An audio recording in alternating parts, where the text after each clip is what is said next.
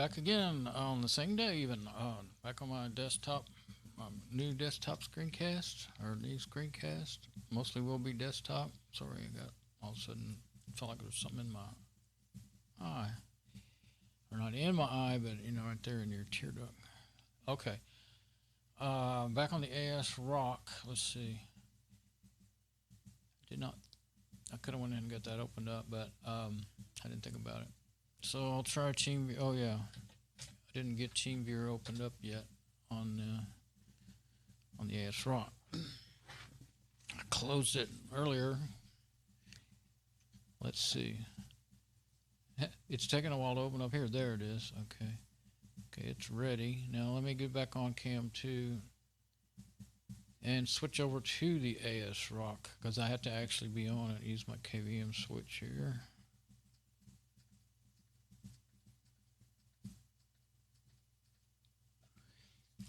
Okay, there we go.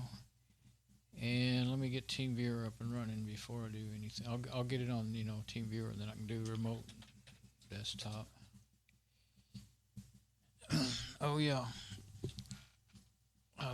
Since I closed it, it's probably going to have a different password number.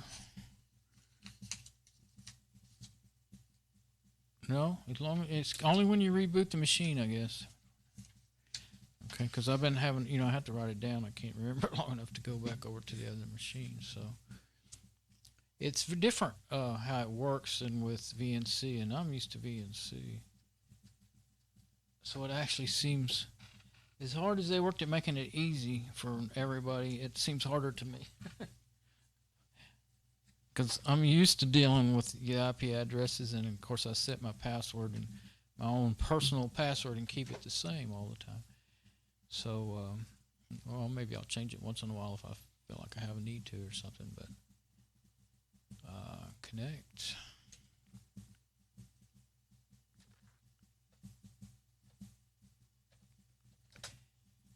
I think I got it. Yeah, I got it.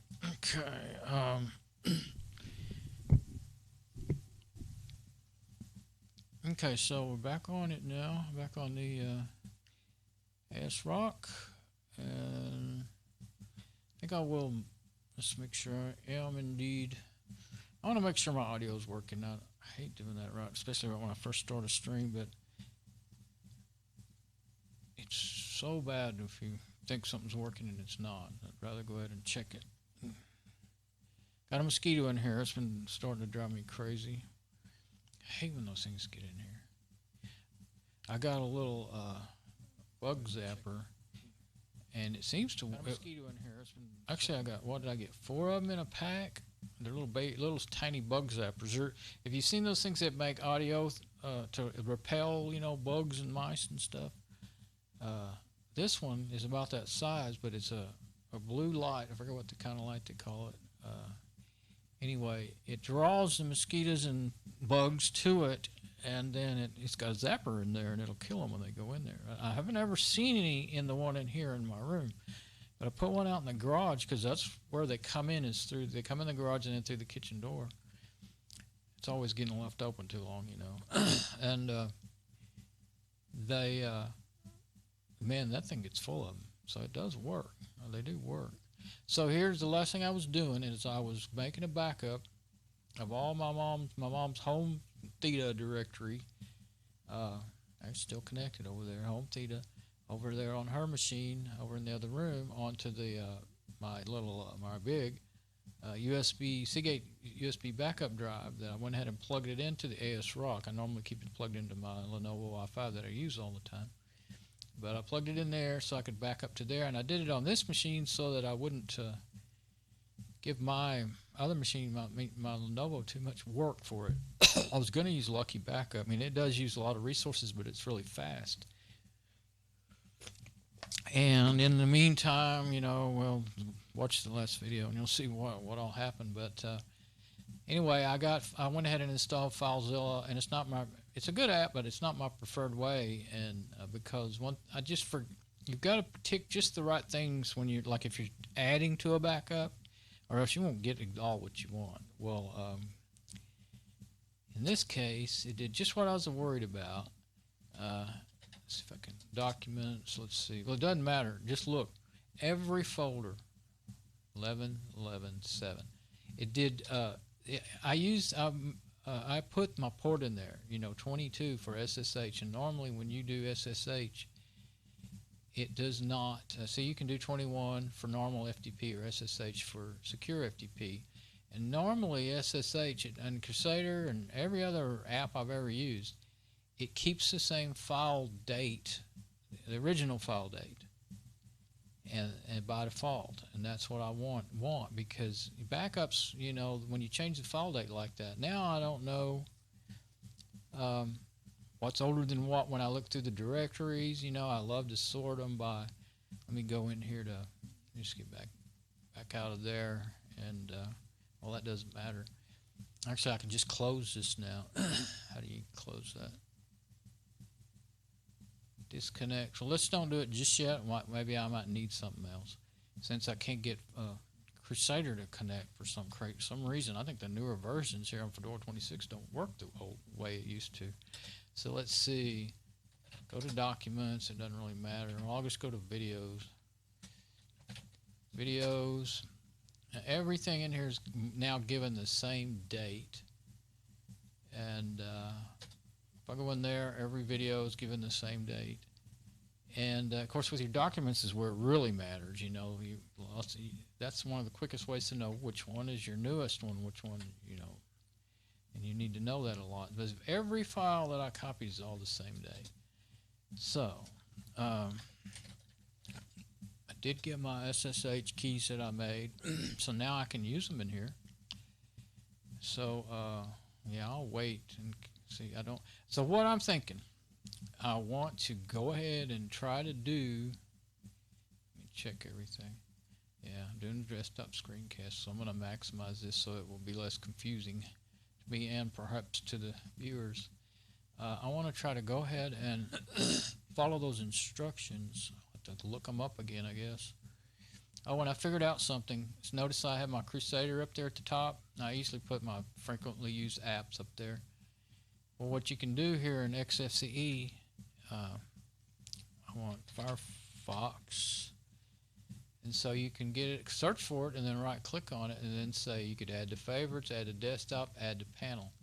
And then it says panel 1. You could change. I have 2 panels, and so I was actually going to add it to the bottom panel because I was thinking it would do that by default, but I wasn't thinking. So the default is top panel. I was like, oh, cool, that's what I wanted anyway. So it starts out over there, and you got to right-click and say, not remove. Remove and move. You want move. And so I can start, putting the things that, for me, but when I make her username, I'll have to, well, they'll be different. I'll make hers just the way she would want it. Now, all these, I can get rid of these. They're bugging me. I don't want them. Right-click, remove. I don't want those up there. Half of that's not even stuff I use. That default icon for the web browser, that'll open up Firefox, but it's the wrong icon and it throws me off. That little searcher, really, I don't even need that on here since XFCE itself has the built-in search right there. That's the one I like to use when I'm actually, like on my Mate, I install XFCE App Finder. That's my favorite app finder.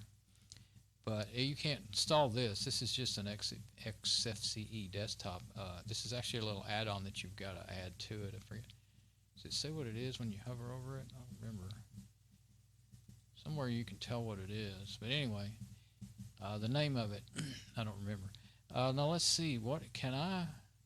Yeah, and see, Team Viewer's open. Okay, when I clicked over here, number 1, that's where I had open Team Viewer. If I click over in these others, they're already up, So I just had minimized it. I'd minimized it really because I kind of been last couple of weeks I've been working on that domain desktop with having to use KDE, and it's like Windows, XP or 7 or something. And I kind of got used to having to minimize things there. So let's see, properties, workspace setting. I don't know which one. I want to try to get that over on the right. Workspace settings, 1, 2, 3, 4. Okay. Didn't think that would help. That's just margins. So close. Let's try it again. Wait, let's see if we can do it from here. Well, no, let's go back in here. I just did what? Properties? Oh, okay. I went to properties and then I went to workspace settings. So that doesn't help. Lock to panel. Let's take lock to panel off. Now, can I move them? Oops.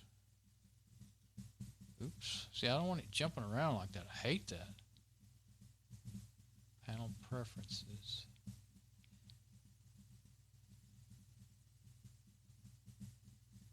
Automatically increase length. I don't want that, I don't think. Let's see, do I? I don't think so. Appearance. Items. I cannot find the spot that allows me to, I already put, there's a divider in between these two, and what I remember that part, I had to put a divider in there, and I kept these on the left and these on the right, and I can't get it to do it. Okay. And I think if you say automatically increase length, it just does something weird, even weirder. So,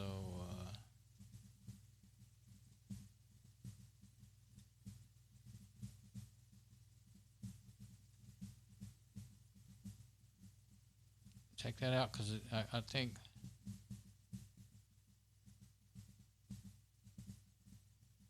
if the plugins request more, that might be good. Right now I'm going to leave it like that.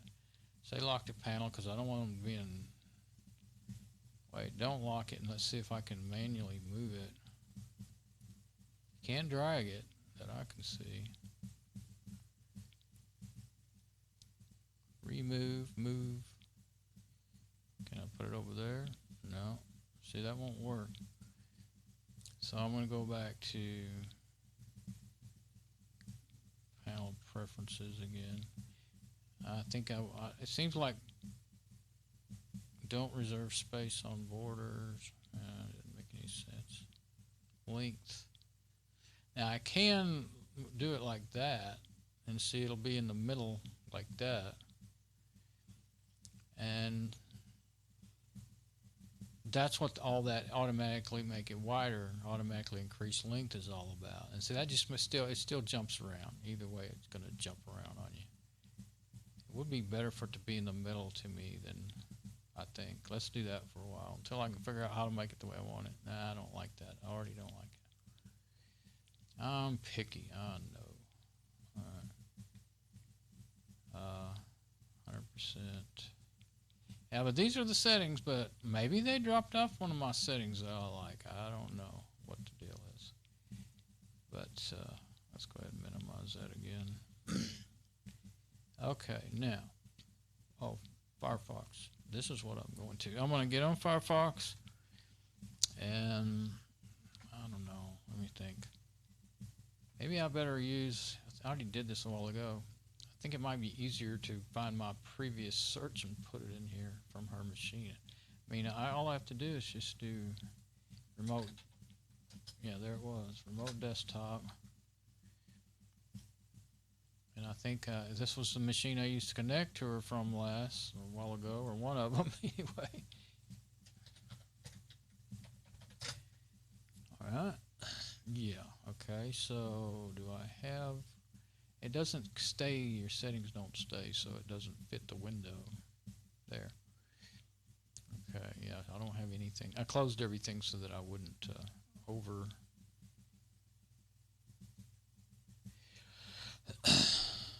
overuse it. And I did while I had, and it took a couple hours, I guess. I ate and waited for it to finish, and for the backup using Filezilla to finish. And so when I came back to check on, I checked on it once. So I think, right after I got done eating or something, it wasn't done, and then I checked again and it was. But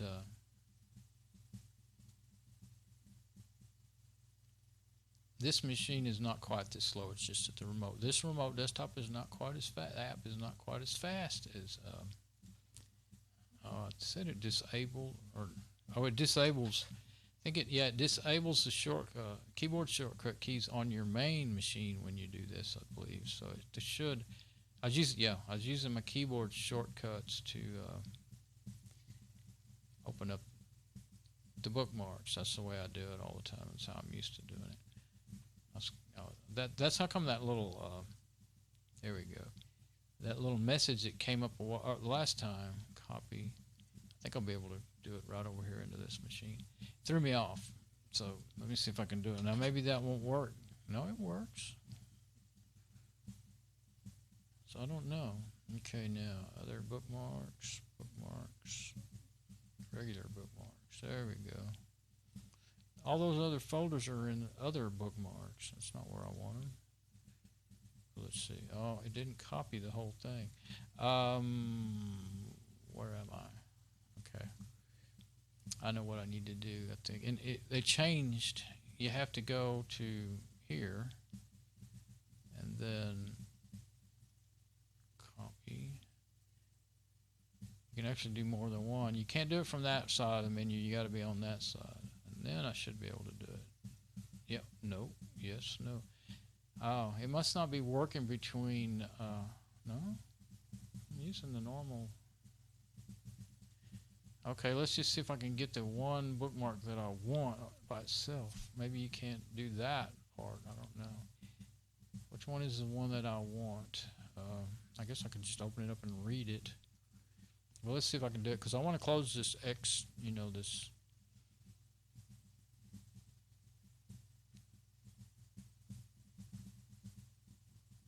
Oh, I'm in the wrong place anyway.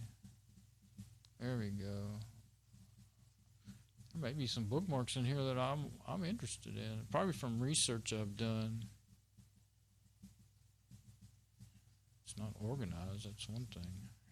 I hardly ever get on here, so this is the one I want.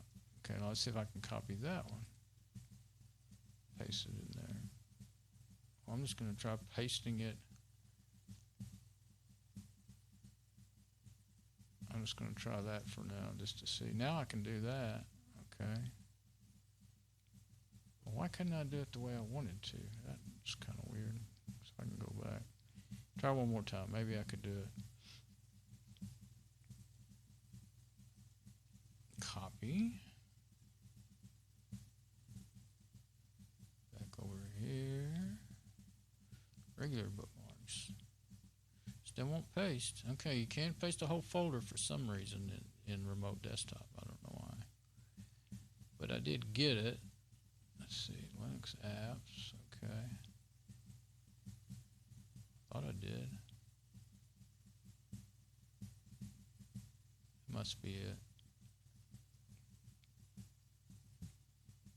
Well, that's small. That needs to be set bigger.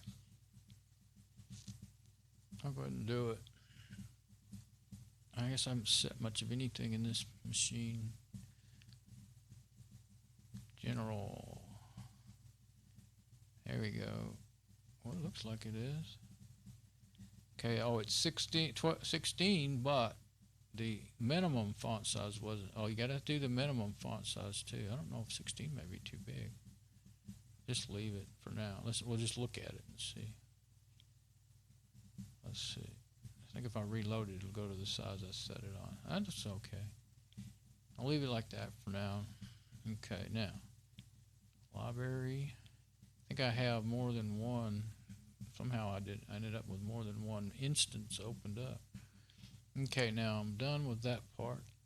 Not with our machine, but with what I'm doing there. Now I'm going to disconnect. Cut down on my resource and network usage. All right, so I was down here and I made the SSH keygen RSA. I did that already. Come on, it's not responding. Why not? I don't know. The rolling's not working on my mouse wheel. Okay, well, let's forget about that. Okay.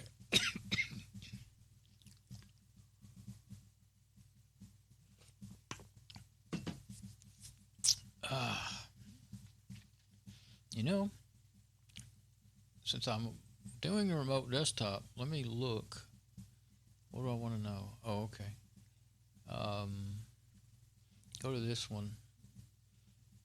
I think it'd be in preferences. Look and feel. Okay. Appearance. Now let me see what theme I'm using. This theme. Okay, that's custom, but it looks like it's going to be like one of those.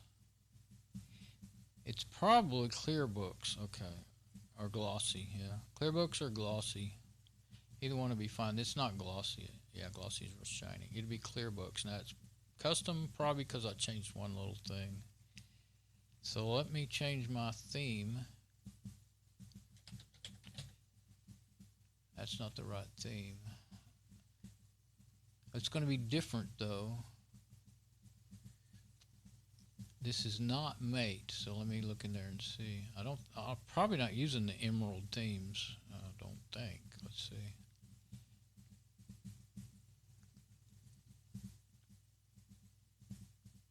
Okay. Clear books. Books.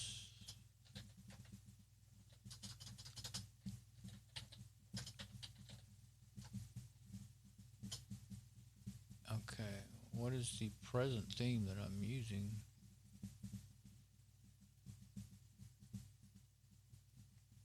I don't think that it's got the same thing available as one of the things.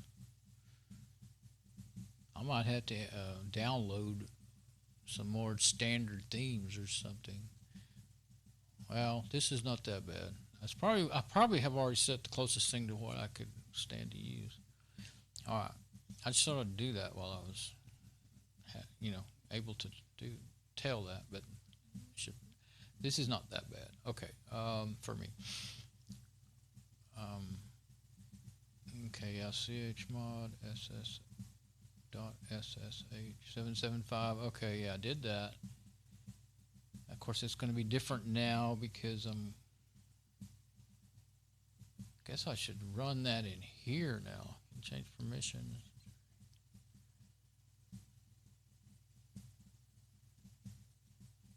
I probably ought to run that. Okay, let's go into Crusader and let's get to home. There, now let's see if I can. Now I'm going to say open terminal here. This says start terminal. Doesn't have a start terminal here. Okay. I don't know if that's because I need to add that to the menu. I think they've taken it out. Let's see.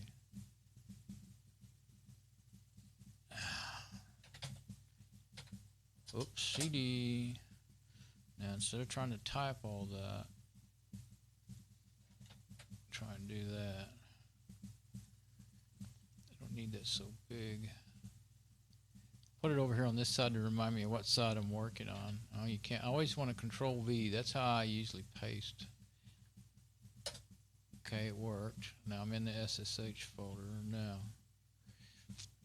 I want to try running that permissions command again. Okay. So for the whole folder, I think it'll work because there we go. Yeah, it seems to have worked. And I don't know what that squiggly line in front of a forward slash means. I'm sure it's very common, but I don't do a lot of command line work except for copy and paste and stuff when I need to. Okay, so that should be okay now, hopefully. Now copy the contents of SSH RSA pub. See, I gave them my own name. I think I'm going to have to into the file authorized keys on the machine you want to connect to. So that's what I'm going to need is authorized keys. I'm going to need a file name. I just need to rename it on the machine which you want to connect. If the file authorized keys exists, append the contents of the SSH pub file to the authorized key. Okay, so I'm going to end up renaming it to authorized keys. That's where I threw myself off before. So the pub, and see, that's the other thing that threw me off. To me, I'm used to running FTP servers on my web server. Pub is the public directory on FTP servers. So when I see pub, I think of, I don't just think of public, which that's the public key is what it is. I think of the public directory in a server. So that's one thing that had me going in circles. Okay, copy that. Now, instead of the name I gave it, I'm going to give it the name they say. The name that it probably would have came out if I wouldn't have. Let's see now. Does it need to be .pub? I'm going to leave it .pub. Okay, rename. Rename is way over there. Can I move that? That's normally way over here. I don't know what they have done to my program, my favorite file manager. Everything in it's whacked up. Okay, I think that's the way it should be. Then the known hosts, it's only got one in there, and that is 108. That's the router that goes to the mom. That's the TrendNet router is what it is on this network anyway. Okay, so now that seems to be okay. Now then change the permissions of the authorized keys files to 644. Okay, now I'll just use the command because now it's in the folder, and that should make it easy enough to do. Since I don't know, cannot access, no such file exists. So maybe it doesn't need to be named pub then. I'll take the .pub off of it. Maybe they don't want it like whoops keys, right? Okay, now try it again. Maybe this is little by little I'm getting that. Okay, that worked. So that's how they want that file named, evidently. There we go. So, see, I gave it a name, custom name of my own, which actually is fine, I guess, if you know what you're doing. I didn't. I had to figure it out after I checked things up. And note that I didn't, in the terminal, when I made that key, I didn't, I think I'll go ahead and make one for this one, too, just in case I ever need it.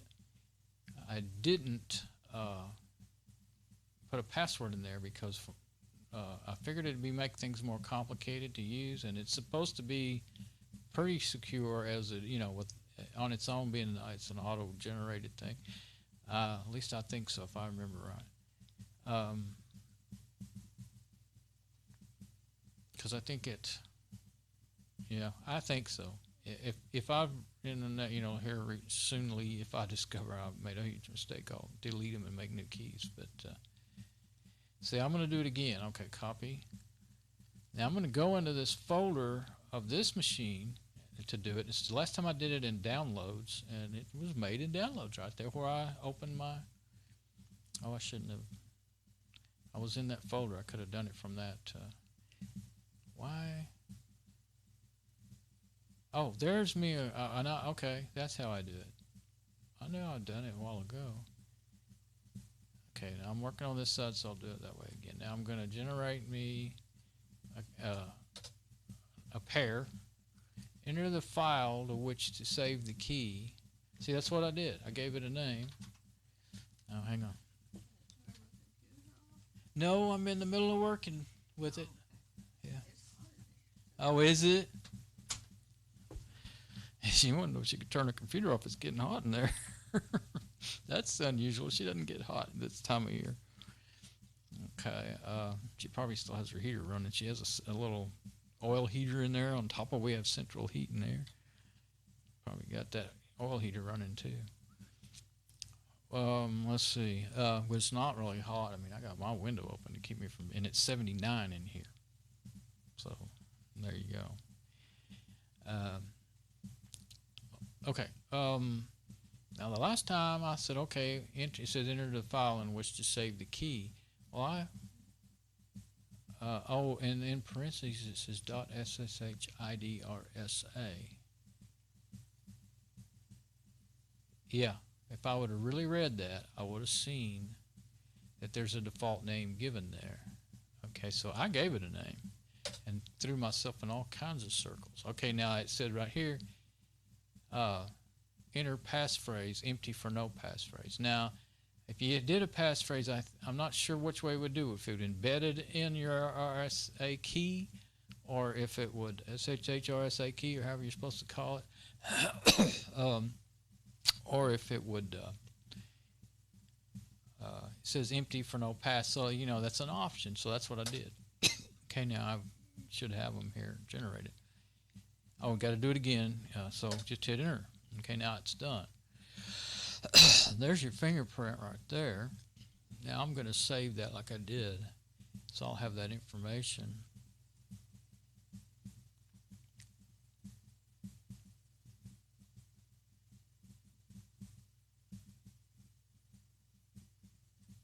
Let's see. I'm going to use the commands as a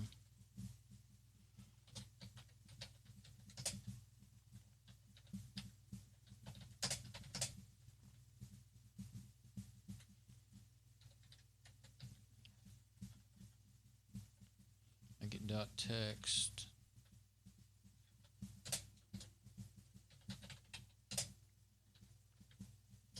Door 26. That way, if I see it, you know, I don't want to get confused about what machine that belongs to.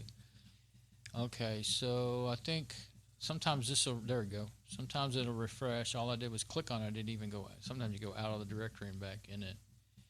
I can close this now, I guess, because I've remembered how to get in there. Used to, you could just, the older versions, it would have both Start Terminal and Start Terminal here, and that's not in there. But you can put, I put a shortcut up there yesterday or day before, I've forgotten. Okay, so now see we have ID RSA pub and ID RSA. Now if I have any need to use that, I will have it right there in that directory. So if you do it in that directory, evidently that's a good place to do it. That's where they said it was going to end up in the instructions. Only if you run your do your open terminal, or you're either going to open a terminal and then navigate your way into that directory, or you open it here like I did. Okay. Oh yeah, let's see. So let's run those other commands again just to make sure that we got everything right. I just thought of something. Oh, known hosts. Okay. Actually, that's already been done, so I don't think I need to do that again. I'm not going to do that again because I don't want to screw up all my hard work to try to get this to where it'll work. Now, go into. I want to go into. I'll leave this open too. I think if I can. Filezilla. I guess there's no reason why. Well, I'll wait just a little longer. No. Yes. No. I'm worried about running too many apps on this machine is what it is. But also it's already hooked up, and if I need to do any, but actually every file on here has been copied, so yeah, I guess I'll go ahead and disconnect from it first. You could just hit close and it'll say, do you want to disconnect? But that's a good program, but it doesn't, at least by default, do some of the things I really want it to do. So, it's jumping around. I hate that. Yeah, if I leave that like that, then it'll quit jumping at least. So I'll just leave it like that. I actually don't like having that in space 1. Let's put it all the way to space 4. Maybe that'll make me happier. Normally I have my system monitor in space 4, or well, I have 6 on my other machine I use all the time, 6 desktops. But yeah, that'll work. Normally I put my Thunderbird right here at number 1, my email app, but sometimes, like whenever I'm doing my desktop, I always put OBS Studio there. Okay. Let's go back and, yeah, we're doing desktop. Yeah, I see 1, 2, 3, 4, 5, 6. And if I keep them in the same order, then I can really switch fast and I don't get confused. And I always, so that's why I'm always going on about that. This one's really shaped different. I made this, I guess I made it too tall, really. The icons at the bottom. Panel preferences, let's see. Row size, how do you do the height?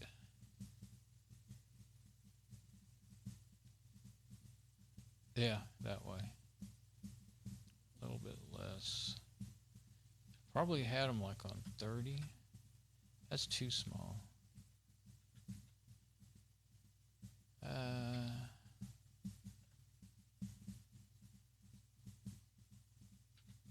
I think 35. I probably didn't do it. I was going to, let's see. Panel preferences. It's on 30 up there. Okay. But it seems like it's getting too small. Actually, these might look a little small. I guess I could do 35 up there and maybe I'll be happier. Whoops. Yeah, once you click on it, you can use your keyboard left and right to, yeah, that's better sizes. Okay. Thing is, I'll probably have to do all this again. Well, I'll save this. I guess I'll back this up like it is now that I think about it. Panels, backup. Yeah, I should back it up. Okay, let's see. Save configuration, remove, export, save, save. There we go. Apply. Oh, I guess if you clicked on a different one, you could hit apply and then hit save. That's what you would do. Okay, but I want to export it to a file so that I can.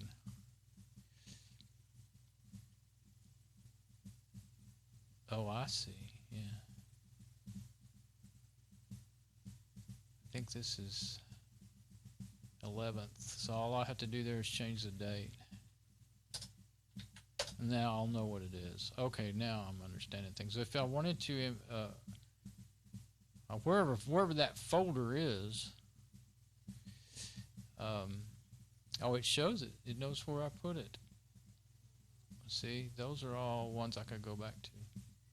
Okay, cool. That's pretty easy.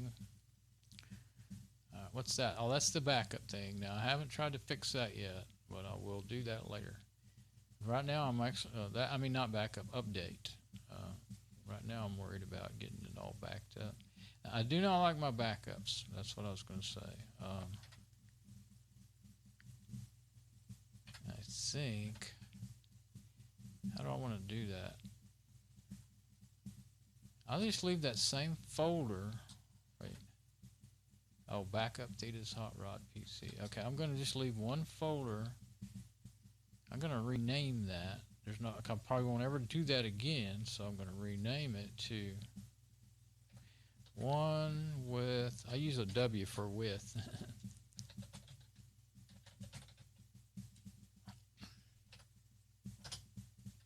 Yeah. I'm going to do this so I'll remember. That'll tell me, give me a clue as to why I'm going to probably end up deleting that whole backup. Once if I'm successful in getting Lucky Backup working the way I want, it jumped whenever I clicked on it. I hate that. Okay. Why is... Okay.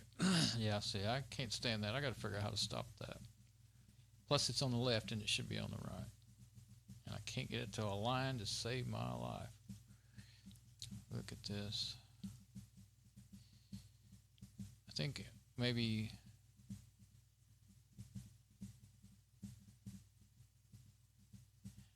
I don't know if automatically increase. It doesn't matter if it's on 100%, I don't think. So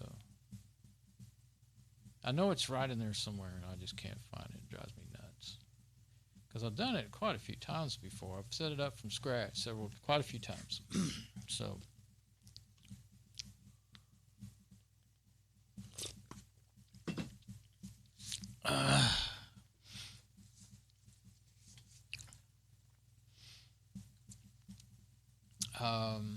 Lucky Backup. Now, yeah, super user is the way to go. That way, if I want to get a lot, if I want to set it up as an automatic on boot kind of thing, then I can do that.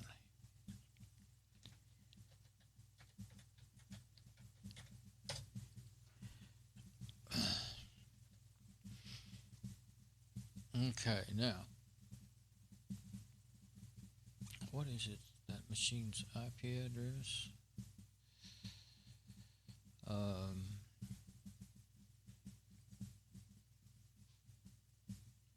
Guess I don't need that. Yeah, I don't need that anymore. Okay. Wasn't able to log into it or anything, so. But what I'm going to do is, I've already got the IP address, but I've got it right here. There it is. It's not actually the machine. That's the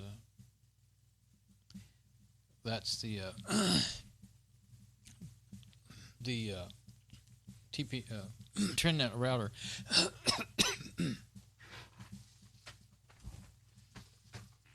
Which is forwarded to Mom's machine at this time. Okay, now I'm going to say add. But when you want to do, normally when you're going to add one, you would just, go that way. There was a way that I started to try to do it in the previous video, and I don't think I ever explained it. I mounted that machine as a network drive, and I was going to go try to find it through the, actually I kind of know where it would be. I forgot how to get to it, but what I would do if I did that, then I would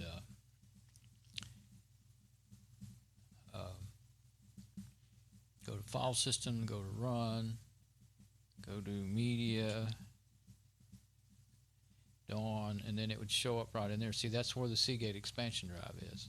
That's actually how I'm going to need to do the destination. But I think that is also where it used to mount in a different place, and that's why I got confused. But that's probably where it's going to be mounted if I mounted it. It might actually work that way. Then I can just use this to surf to it. But let's try the way I've been trying to do. Let's go ahead and set the destination, though, before I forget. Run. Media. I'm just typing M on the keyboard to get there easier. Seagate expansion drive. Now let's find Mom's folder. Yeah, now see I can, and I'm just going to copy the whole Theta folder again so it'll make its own directory. So there we go. I just don't want it going inside of that other folder. Now source, backup source inside destination. Yes. Synchronize. You don't want to synchronize. That goes both ways.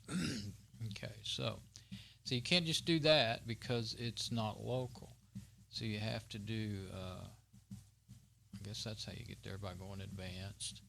Remote, yeah. Use remote host as your source is a remote host. Theta, that's the username in this case. And there's the IP address. Remote module, rsync password file.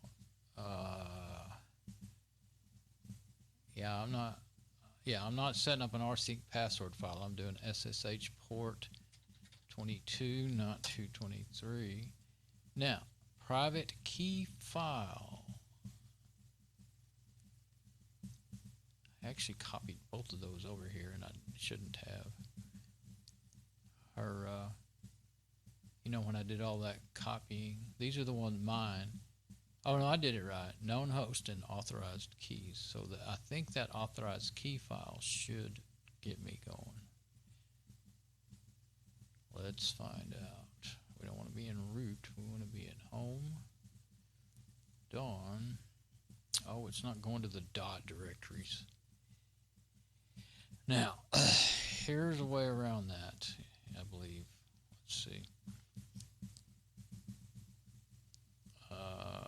First, let's just see if we can get in that directory. I've done this before, and it's very aggravating. Now, yeah, see, I can punch that in there. Now, I still need the file name, and it's easier to do it like that. Properties. I believe this will do it, I think. I'm going to try it to see. I'm using my keyboard to do the... now, I'm going to hit validate, and hopefully it won't crash it like it did just then. Okay. What's wrong with you? What's wrong with me? What's wrong with you?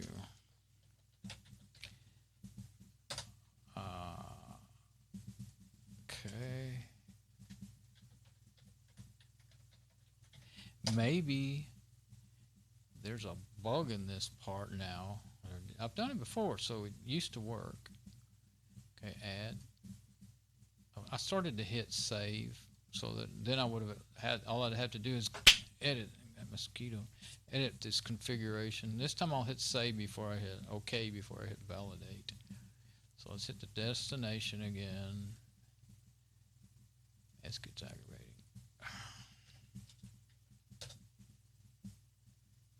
If you hit enter, sometimes it doesn't work right. It'll actually put that up in there, so sometimes it's better to use the... There we go. Okay. Oh, do not create extra directory. Now that gets tricky. Most of the time that's what you want to do. But in this case, I think I want to leave it. Let's see, what does it say? Click this to clone the source to destination. Leave unchecked to create extra directory inside destination. Oh, okay, yeah. So if I don't click that, it'll make me a directory named theta and put all the files in it. In this case, that's what I want. Normally when I'm doing it, I want a mirror of the other, you know, all the other directories, so it wouldn't make a theta directory, but it would make all the directories under it. So let's see. Go ahead and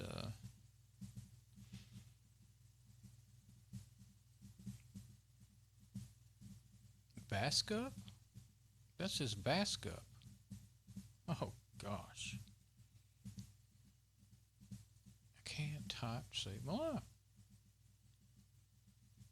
I can't see anymore. I'm glad I noticed that. Backup. Now there's two of them. That one's empty. Oh, I thought I renamed it. What in the world?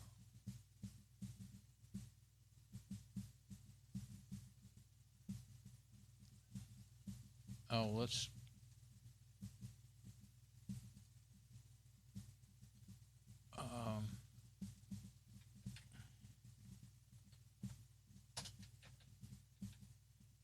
make this one number 1. Can't, of course, name them the same thing. Okay, now this one, I'm going to delete it because I really don't need but one. Are you going away or not? I must not have did it right. I just hit enter like I usually do. Delete. Oh, it said cancel instead of delete. Now let's rename it again. There. Baskup. We don't want Baskup. Okay. We want backup. We won't be able to find it again. Oh, there we go. How did that even work?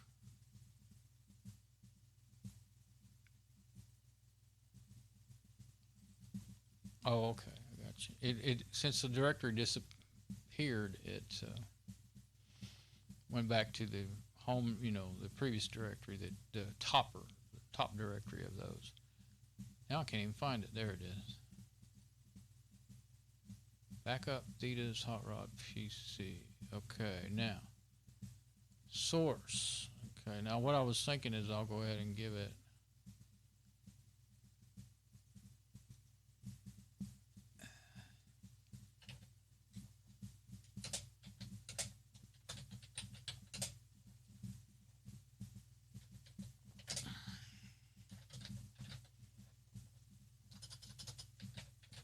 could say Seagate expansion drive, but that's fine right there. That's just the name of the backup. Now I'm going to hit OK. Oh, you gotta put the source in there. Okay, so I'm going to go back to advanced. Yeah, advanced. Remote. Source, I mean. Okay. Oh, I got to get that. What was that? I still have that open? Yeah, I left it open in case I needed it again. It's better, as you can see, that I copy and paste much as possible because I make too many mistakes. Now I'm wondering if that would actually work. That's not a password file though. So what am I doing wrong here? Maybe if I'd have made a password in that file, that's where I would put it. Enter the port you would like to use. Oh, leave blank for default. Well, the default is 22 for SSH, so I'm going to leave it. Now, enter the full path of the file that contains the private SSH authorized key. Leave blank if not applicable. Note that you have to do all actions needed for passwordless SSH remote connection using an open SSH key pair. That's what I just did. Okay, so let's try to get that key pair again.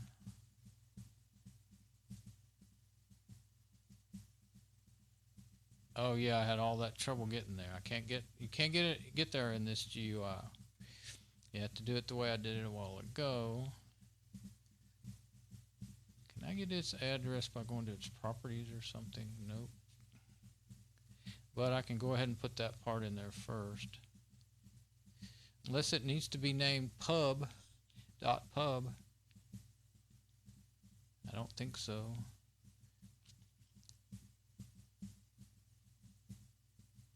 I didn't miss a step in all those instructions. I'm afraid this is just going to crash it again. That's the thing. Okay, you know what? Let's see. Well, we'll try it one more time. Let's see. Put that in there. That's just going to crash it again. Unless putting the port in there the same as the default is what crashed it. I don't think it would. Who knows? If it's a bug, then what, you know, it could be any kind of crazy thing that would crash it. Yeah. Okay, here we go. I'm going to hit OK this time. Error. Please specify the following before proceeding. Source. Oh. This is supposed to be the source.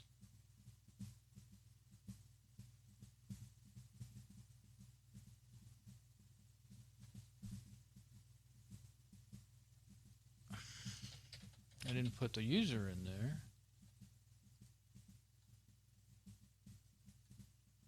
So maybe I still have to do my little round the block trick to make this part work.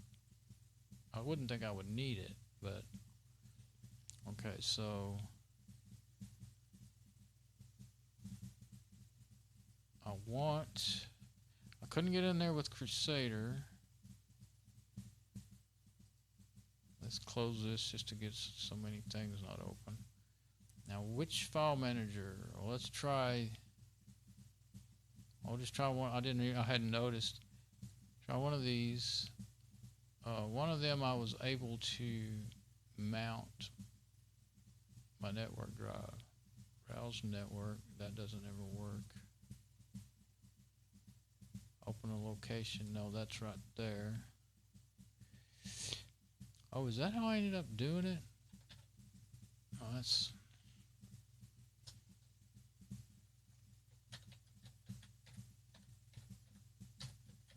192.168.0.108. I remember I ended up getting it to work. Oh yeah. SFTP, that's how I got it to work last time. Is that it?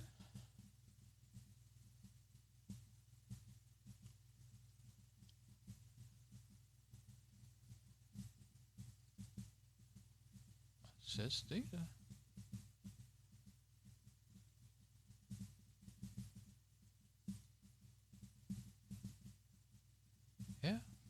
wouldn't be seeing that if that wasn't it. Oh, actually, I want home theta. That's what I want. There. Copy. Okay. Now, source.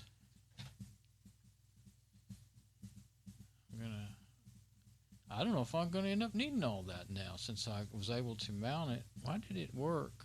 Maybe because I hadn't rebooted this machine and it's still holding the password. See, I know I had to put a password in before. Now I'm wondering if any of this extra stuff is even necessary. Well, it is an FTP though. That's remote. Okay, I'm gonna say okay. Okay, it worked. It didn't crash or anything. Now I'm going to click on it so that it would work. You could run it. Now let me go back in there. I'm going to say modify, advanced. I'm going to hit validate because I want to know if it looks like it's going to work. All declared fields of the task properties window seem to be okay. So see, it's going to be doing. These are the commands that it's executing for you. rsync, so and so, so and so, so and so, so and so. And that the address there can kind of help you realize what you're going to be doing. Yeah, okay. See, it's going to expansion drive, theta site road. It seems okay. Okay. Do not create extra directory. I want to create extra directory this time. Okay, so I did it. Now, you can do a dry run to see if it looks like it's going to work. And I think in this case I will. Let's close up some of these extra directories. I don't think that'll close my connection or anything. I'll leave this open so that I can watch and see. I don't know if my keys are actually of any use to me because I already have that mounted, by going to it in that file manager. It's mounted on the system. But it's all in there and it didn't squawk. So let's try dry run and see what happens. Yeah, it says, do you want to do that? This authenticity can't be established.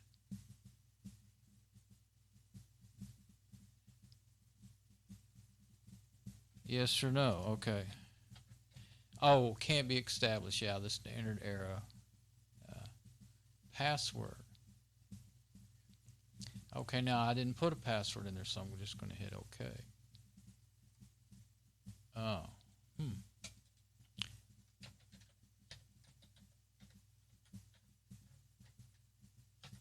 And maybe it needed her user password. Okay, what did it say? So you just have to put a password in there. Okay, it added the RSA to the list. Permission denied, permission denied. rsync dir failed, no such directory. Which one? Home theta SFTP. Oh, it didn't work though. It's all messed up.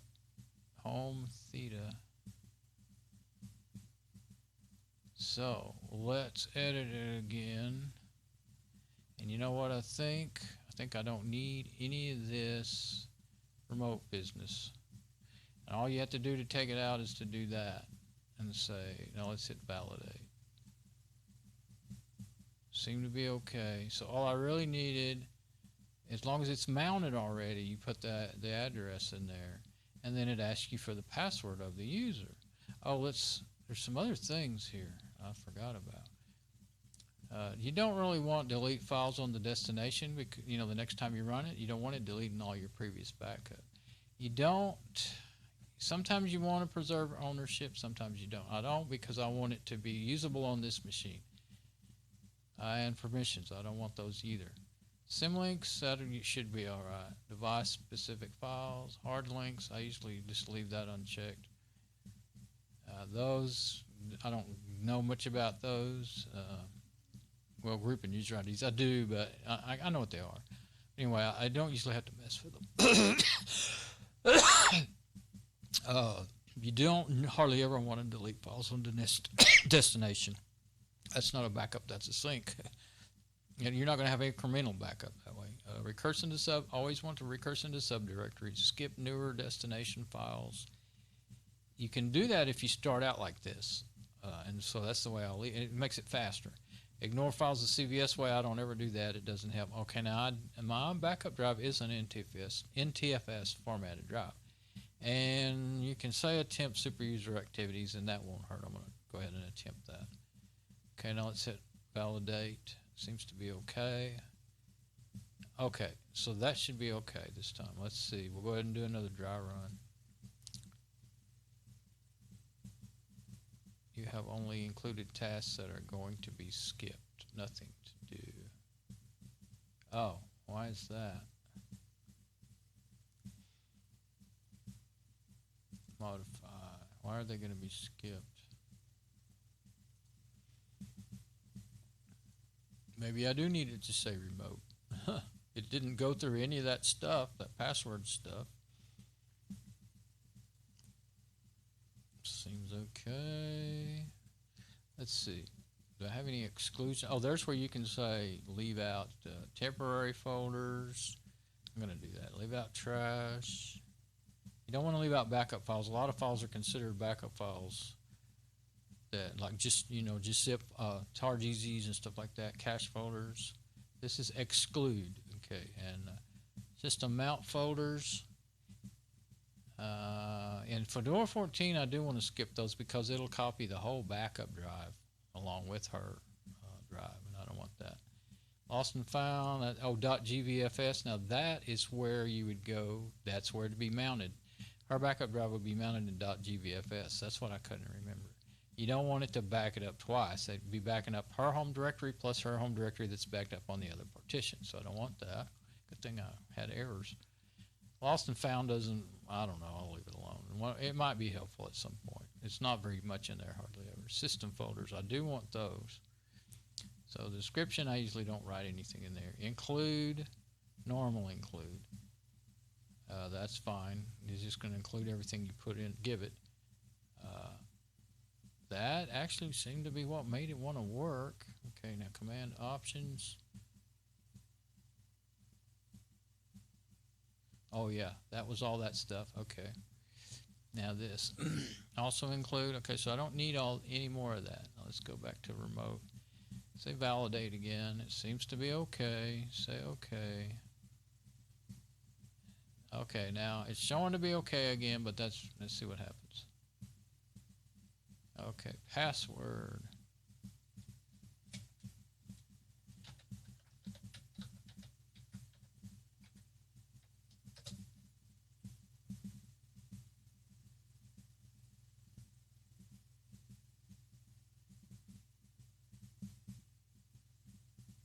Okay.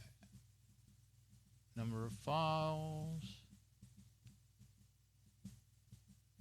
Home theta SFTP. Home failed. No such file or directory. I've got it in there wrong. I don't know how come I've got it in there wrong. Let me look again. See, this is good to do the dry run until you get it right. I'm close, but not quite. Not quite. I'm going to say no cigar, but I don't really like cigars, so.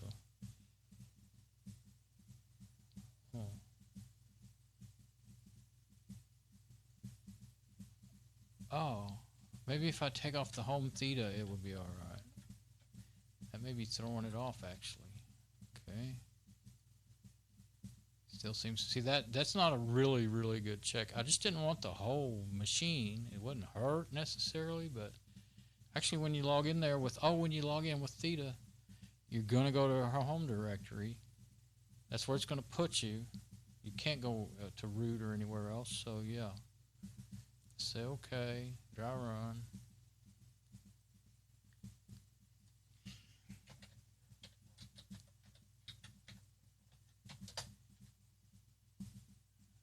Now what?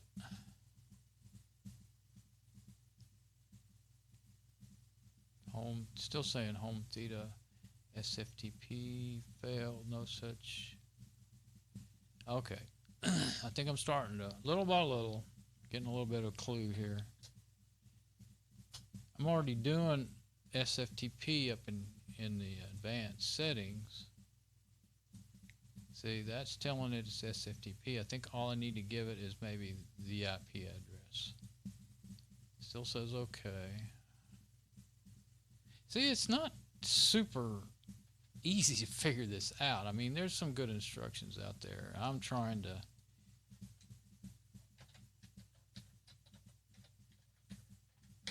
remember it from doing it years ago. Maybe I need to read the instructions, eh? Instead of fiddling around. I have done this for hours on end in the past, and finally spent another several hours reading the instructions and got it working. That's why I don't do it very often this way. It's hard. Okay, rsync link set home theta 192.168. See, it's backwards. It should be 192.160.8 home theta. Why is it doing that? It's looking backwards at it, and that's the problem.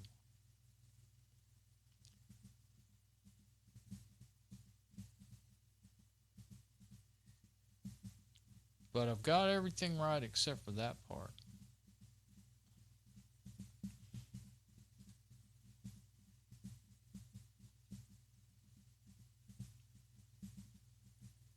Oh. Well, I already know this part is okay. Now, can I go? I mentioned this before and I forgot. Run media. If it's mounted in there, this is what I said, and I didn't. It's not mounted in there. And if it's .gvfs, then I can't even go there. Let's go see. That's not where it's mounted, so I don't guess it's mounted. It's not going to be mounted on mount. They don't use those anymore. I don't know why they quit that. That was such a wonderful, easy way to find things. That's the way Linux used to mount everything. So if I go to the home directory, yeah, there's no .gvfs in. See, get it in the same order.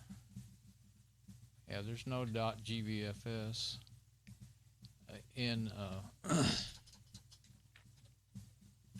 Of course, it didn't make much sense anyway. It was a really hidden place to have things. But .gvfs used to be in your home directory, and that is where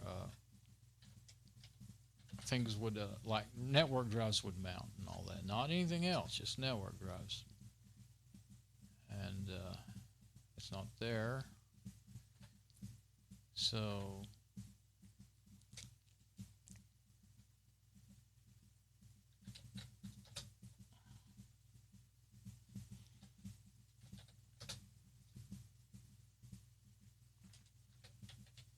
I'm just guessing now.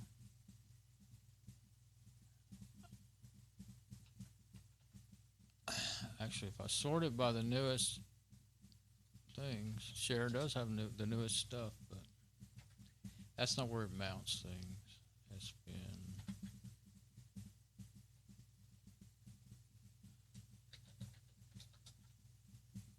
I don't think anything else gets mounted anywhere else.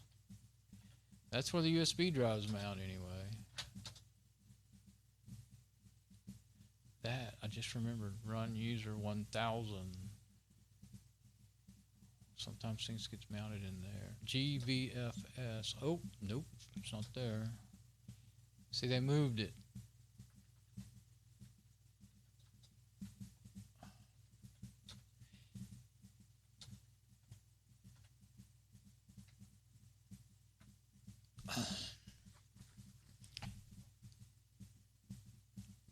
Wait, let me see. It's not in there because I have it mounted. No, it's not in there. See, everything that's mounted, well, as far as drives, is in there like that. All the partitions and everything.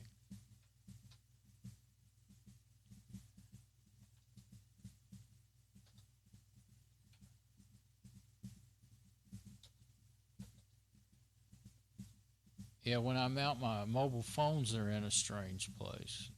And see, it used to always either be in mount or media on right off the main root directory. That used to be where you could find things. And I don't know why in the world they changed that. I think Domain still does it the old original way.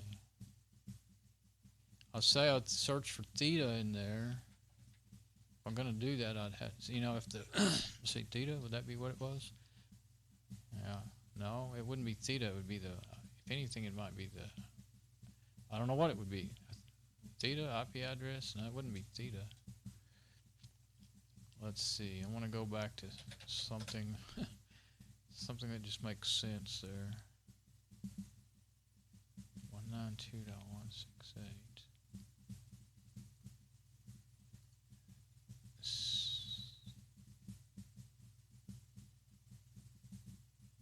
Yeah, see if the mounted network mounted drives would show up over here on the left, then you would be able to select it.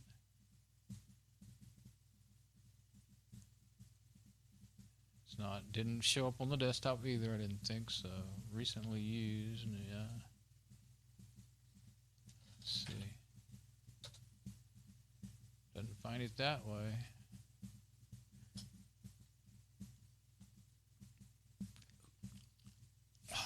I think the mosquito just landed on my nose.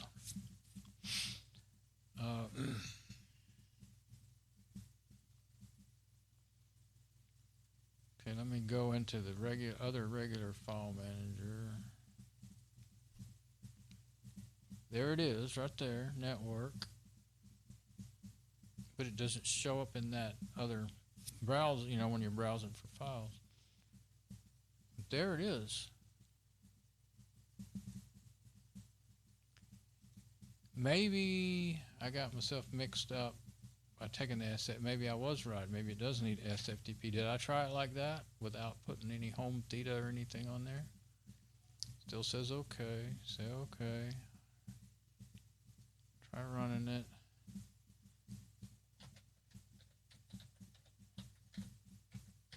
See, it goes there, but rsync change directory home theta SFTP. Now it's saying, oh, home theta SFTP. Yeah, see the dot dot. It's telling it to change directories. So there must be like a special way to write that in there. Already tried this though. Wait, maybe it's something like that. Try that.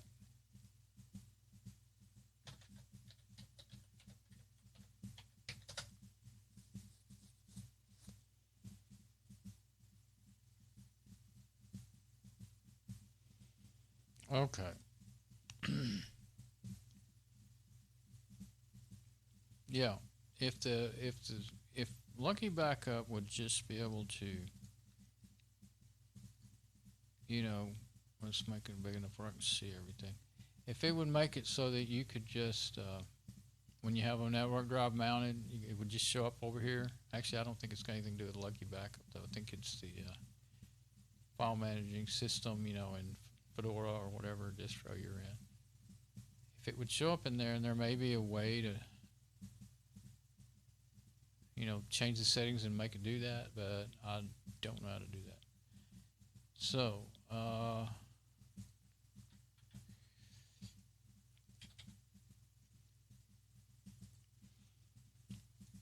guess I will have to break down and try reading the instructions again. Have to Google them.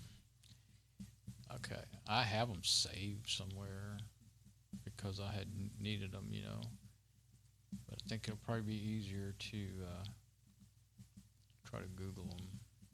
Well, I might want to. Yeah, let's go.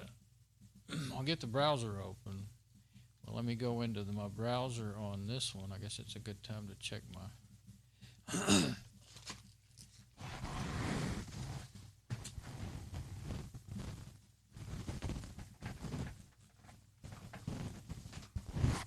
I decided I needed a cough drop.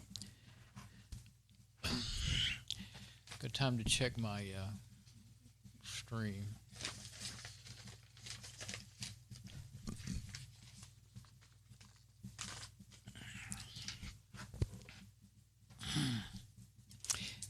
I like how how they keep everything up to date with Fedora and all the operating systems and make it that's you have to have that. But just when I get something learned and I use it for years and then they change it up in some way. Sometimes it's a small way, but it's big to me when I can't figure out how to do it. And of course, once you've been doing it for a long time, you think, I know how to do this. I can figure this out. They change it up, but obviously I can't. Where's all my Fedora links? I just want to get off of this page. Okay.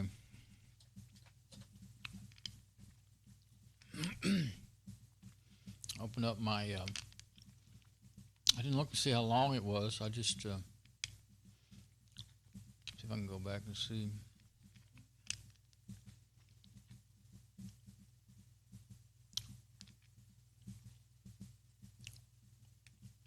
Hour and 16 minutes. Okay. There's actually somebody watching. Hey, thanks for watching. Oh, it's me. I guess that I don't think that comes up normally when I check, so I'm not sure. So hey, if there's somebody really there watching, thanks for watching. And I'm sorry I don't monitor my chat. Can't do it. I can't keep that window running all the time. It'll use up all the resources on my computer. Let's see. Lucky backup. I would say, if you know how to do what I'm doing, you could tell me on the chat, but I might not see it. I guess I could say that and then look, but I don't know if anybody's actually really there. Look again. Does it tell you if they say something, it tells you their username in the chat window. Now it's gone. It says 0. Now it's 1. I think it's counting me, what it's doing. Yeah, I think so. So I kind of thought, but I wasn't sure. Okay. Lucky backup. I think I have it in either software backup or software -lucky backup. What should not be in any of those places. I do not see it. Been trying to organize. I used to always just organize everything by the name, and I'd have trouble sometimes remembering the name. So then I started doing by categories like software. But heck, everything on a computer is software. So I don't know if that was such a good. Still, a lot of them are still have Linux in front of them.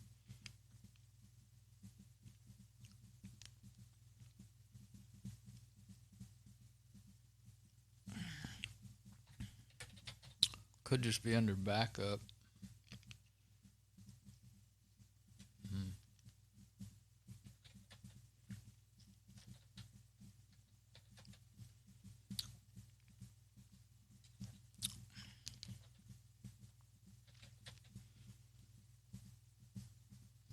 Sometimes when I type, I'm using the typing on the keyboard, and it usually takes you right to where you want to go, but it doesn't always work. Sometimes it stops off somewhere.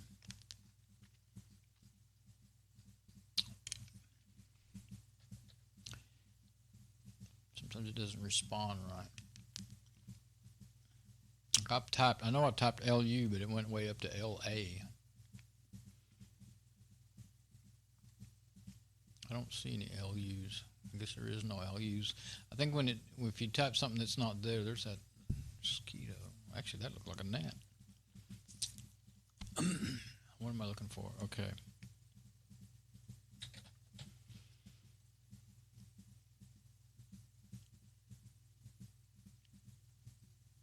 Oh, backup software, best free open source. I wonder if Lucky Backup's in there anywhere. It should be.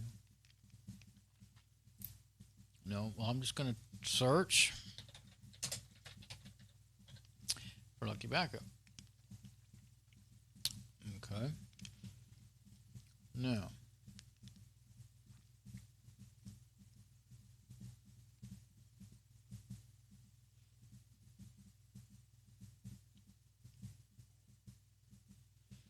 know which one to go to, but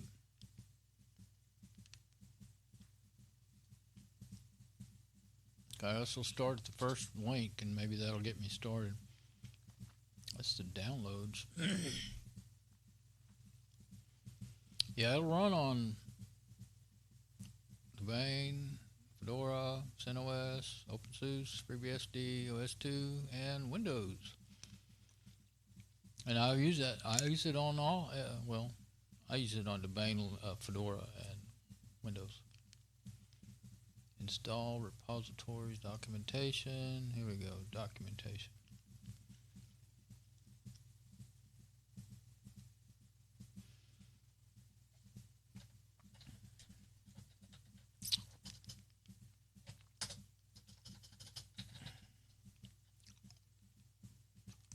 Please do not confuse the passwords to connect to an rsync module with the password needed to use SSH transport shell.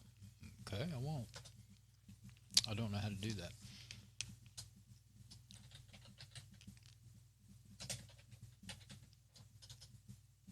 I was going to try to look for a remote source. I did find remote.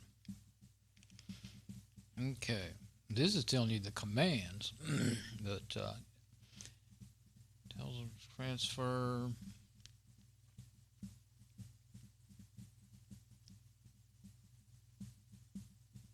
These are commands.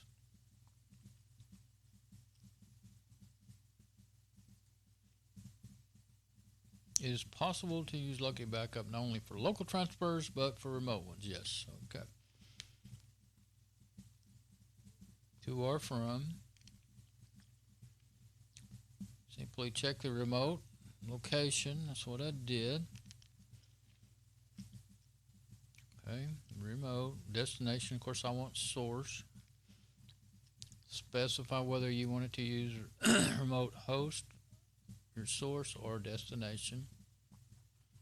Radio button. Please note the directory located at the remote host will be used by Lucky Backup as a source,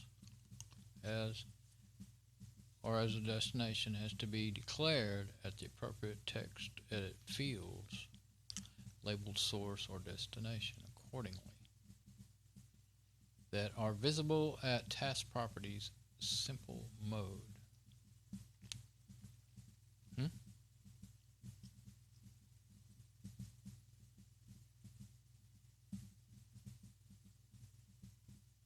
Simple mode. Task properties. Okay, let me look for that right now before I forget what I just read. I'm going to close the browser on that machine. I'll just read it off of mine. I don't know why I was. In the simple, modify, leave it in simple, task properties.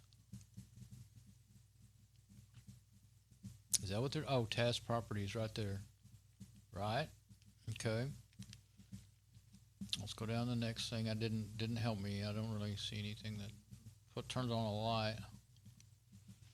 Enter the username for the remote host at the user text field. Well, I have to go to advanced to do this. Okay, I've already done that. Add host. Okay, let's go to the next one. Host. Enter the name of the remote host you would like to connect at all the text field. Note that the host name can also be an IP address. It can be a URL even. Okay, now I'm using the IP address right here. I know that's right. I know it's contacting it. It's asking me for the password. I got a problem with my folders. Connect to an rsync module. If you are connected an rsync daemon at the remote file system. Okay, now I'm not doing that. I think you have to have like an rsync server or something going. Then check the remote module box. Some modules or remote daemon may be required authentication. Lucky Backup does not support either definition of passwords as task property or secure reason. Okay, I'm not going to go into that. Okay, I've read all that before. It sounded familiar. Do not confuse the password to connect with the rsync module with the password needed to use SSH transport shell. Okay. Now, in the cases the way my machines are set up, you use the username's password, the user's password for an SSH connection. And if it was root, then you'd use the root. If it's a regular user, you use their password. If you use a SSH transport shell connection to the remote, then check the SSH box. Right there, check the SSH box. Okay. Clearly stated above at the remote module section, Lucky Backup does not support either the definition of passwords as task property, okay, or security reasons. You are the entry of passwords when prompted at the stage of task execution because it is possible for the specific task to be scheduled. What? I don't know, but it can't do that. For an SSH connection to become possible, you have to do all actions needed for a passwordless connection using an open SSH key pair. Oh, maybe I don't have it right, but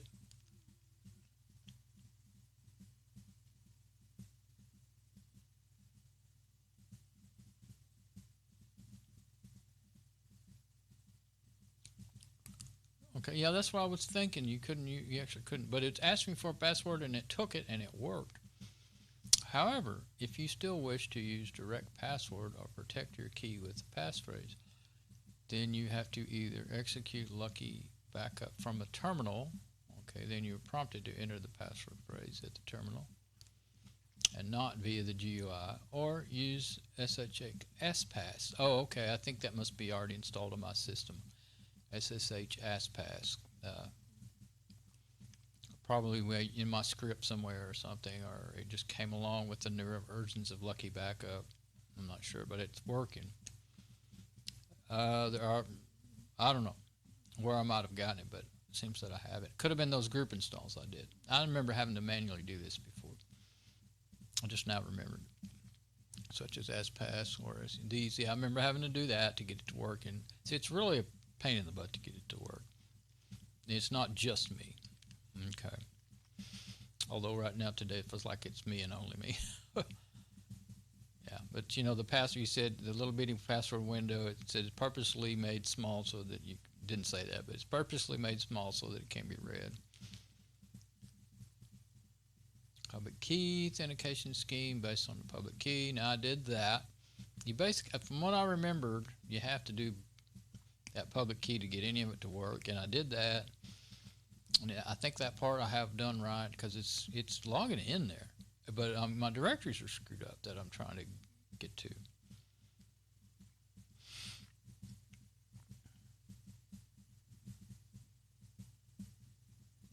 I'm not going to read all that because I'm not good at reading out loud. I'm just going to skim through it.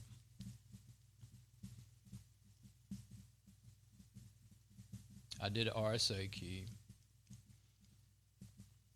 Authorized keys list. There we go.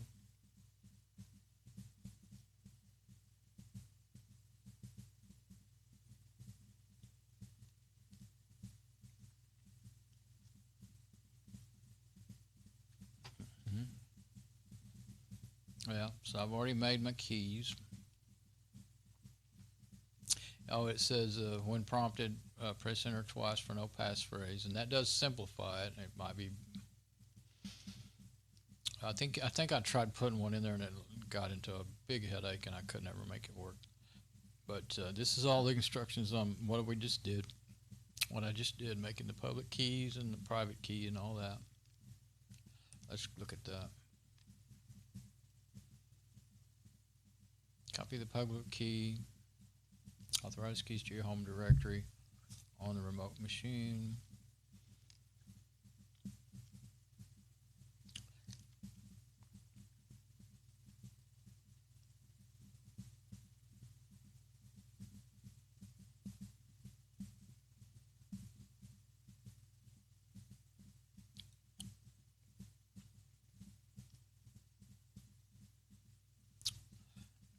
Enter the full path of your private key file, text file. Use browse button to open the graphical.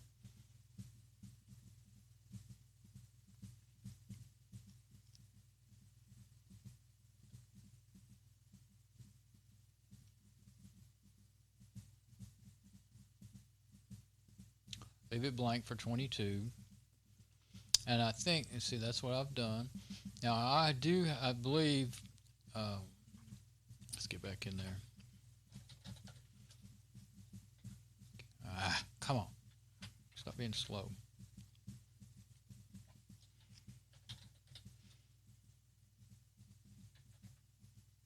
Doesn't want to respond. Maybe I'm running out of network bandwidth or something. Let's see. What's going on here? I could have been typing the wrong thing. Oh, I've typed it. I started out typing it wrong, and then it was just doing it again and again. Adding to it, I wasn't paying enough attention. No, I didn't do that. Yeah, I didn't mess up. I was thinking I copied the private key that's supposed to only stay on the other machine into here, but I didn't do that. I copied it into that backup folder, but it's not over here. It shouldn't be over there.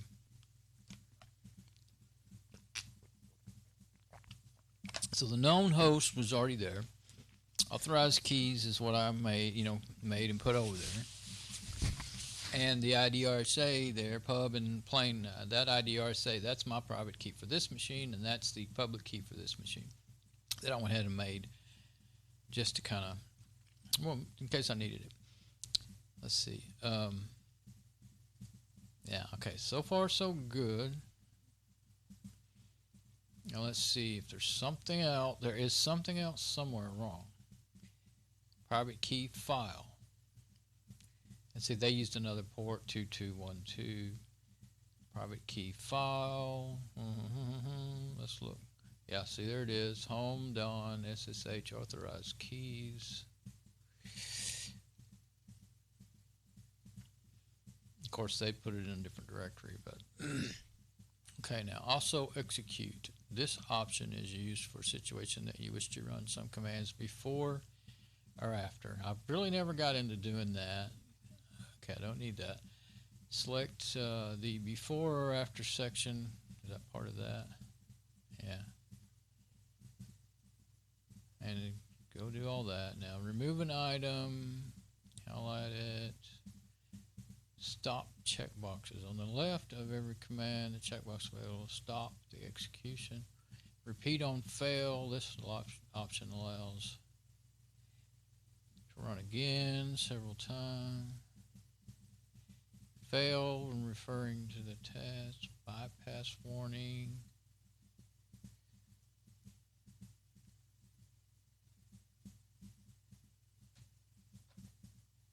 This test will run even if it appears with a warning. The key pass can be used. Some pre-execution commands can overcome possible warnings.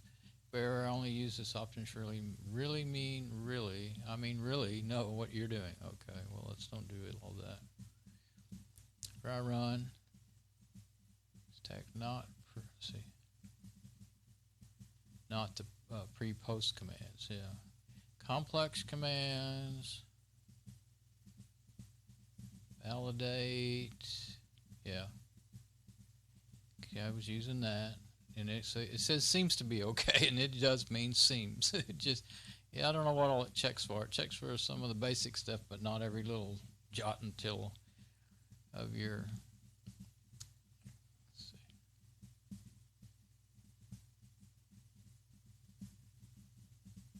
Pattern rules. Pattern editor, note patterns. Now that's like when you want to only include and stuff like that. I've used that quite a bit, and it's pretty neat, but it can get confusing. Directory contents. Okay. And I'm not trying to do any of that fancy stuff right now. Set of directories.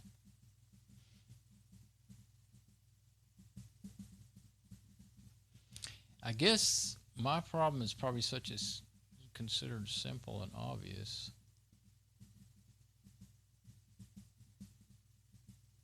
Set of files. I'm trying to get on down to make sure. Not just ready just yet. Okay. Created tasks. See, there's your task. Let me look in here. Oh, here's what I was thinking. Okay, now this is how I have it. right now. And I don't know, maybe I had tried, did I try putting like 108 home? Well, I shouldn't have to put home theta because I'm using the username theta, so that automatically puts me into theta. So you don't want to add like, 192.168.0.10 home theta on there, I don't think. Maybe, what if I was to just put home theta in there and not the IP address?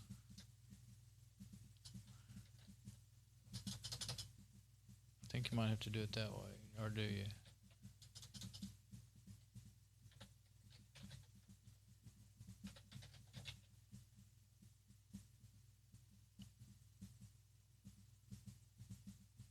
But that looks local, but with it changed over to remote, let's see if that says it seems to be okay.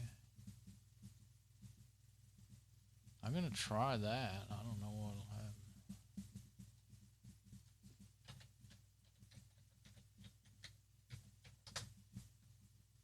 That was it. To me, that's not obvious, but that was it. I don't know how that popped into my head. I mean, it really had nothing to do with what I was reading, but it's all, now this is just a dry run, but it all worked. No errors found. Yay. You can see it goes really, really fast because it's not really doing it. All right. Now, how did I figure that out? Don't ask me. It popped into my head. I don't really know. And I don't know if I can find that spot again up there where the instructions were. But anyway, I was just thinking over those instructions of that little picture. And yeah, this one here. Maybe this somehow got in that right there. Maybe it got into my. It came. I didn't see a vision of that. It somehow that came into my head, and that's what I ended up doing, and that worked. So. Somehow maybe it got into my back of my little brain somewhere. So that's it. I knew it was simple. It's your concept of how you're thinking, that makes it hard for me to. So that's it. Get what I'm supposed to put in that section. I wanted to make sure I was working there before I close that, because there's no telling how much. This wasn't doing too bad, but definitely don't want to keep running it. Okay, so anyway, yeah, see, to me that's local, and that's wrong. But when you've got that added on to the extra configuration that it's home theta, but it's over here on this 192, So, yeah, there we go. Okay, now, finally. So you had to do all that, and I mean, I spent 2.5 hours on video trying to set it up before, and I ended up, I did other things. So let's say I spent 2 hours probably trying to figure it out. And I don't know how long I've been going now, but finally got it figured out. So I'm going to click run, log in. Now see, in this case, you couldn't do this unattended. You're going to have to manually run this. That's fine. It's not, well, it is something. Let's see what you can do though. If you want to, I think it would work. If, well, yeah, okay. If you want to do a backup, make sure I'm still on my desktop and all that. If you want to do a backup from, like, say, you instead of backing, okay, what how am I going to say that? You're doing a remote backup, but your source is remote. Well, you can do it the opposite. I could set up Lucky Backup over there on this, it'd be this machine. Well, no, it'd be hers when I'm finished. But say I set up her machine to back up to a remote host instead of from a remote host. You could do that, but I don't know. You may have the same problem where you can't store the password. Actually, you know what? I'm going to say you can't store the password, and just now something just hit me.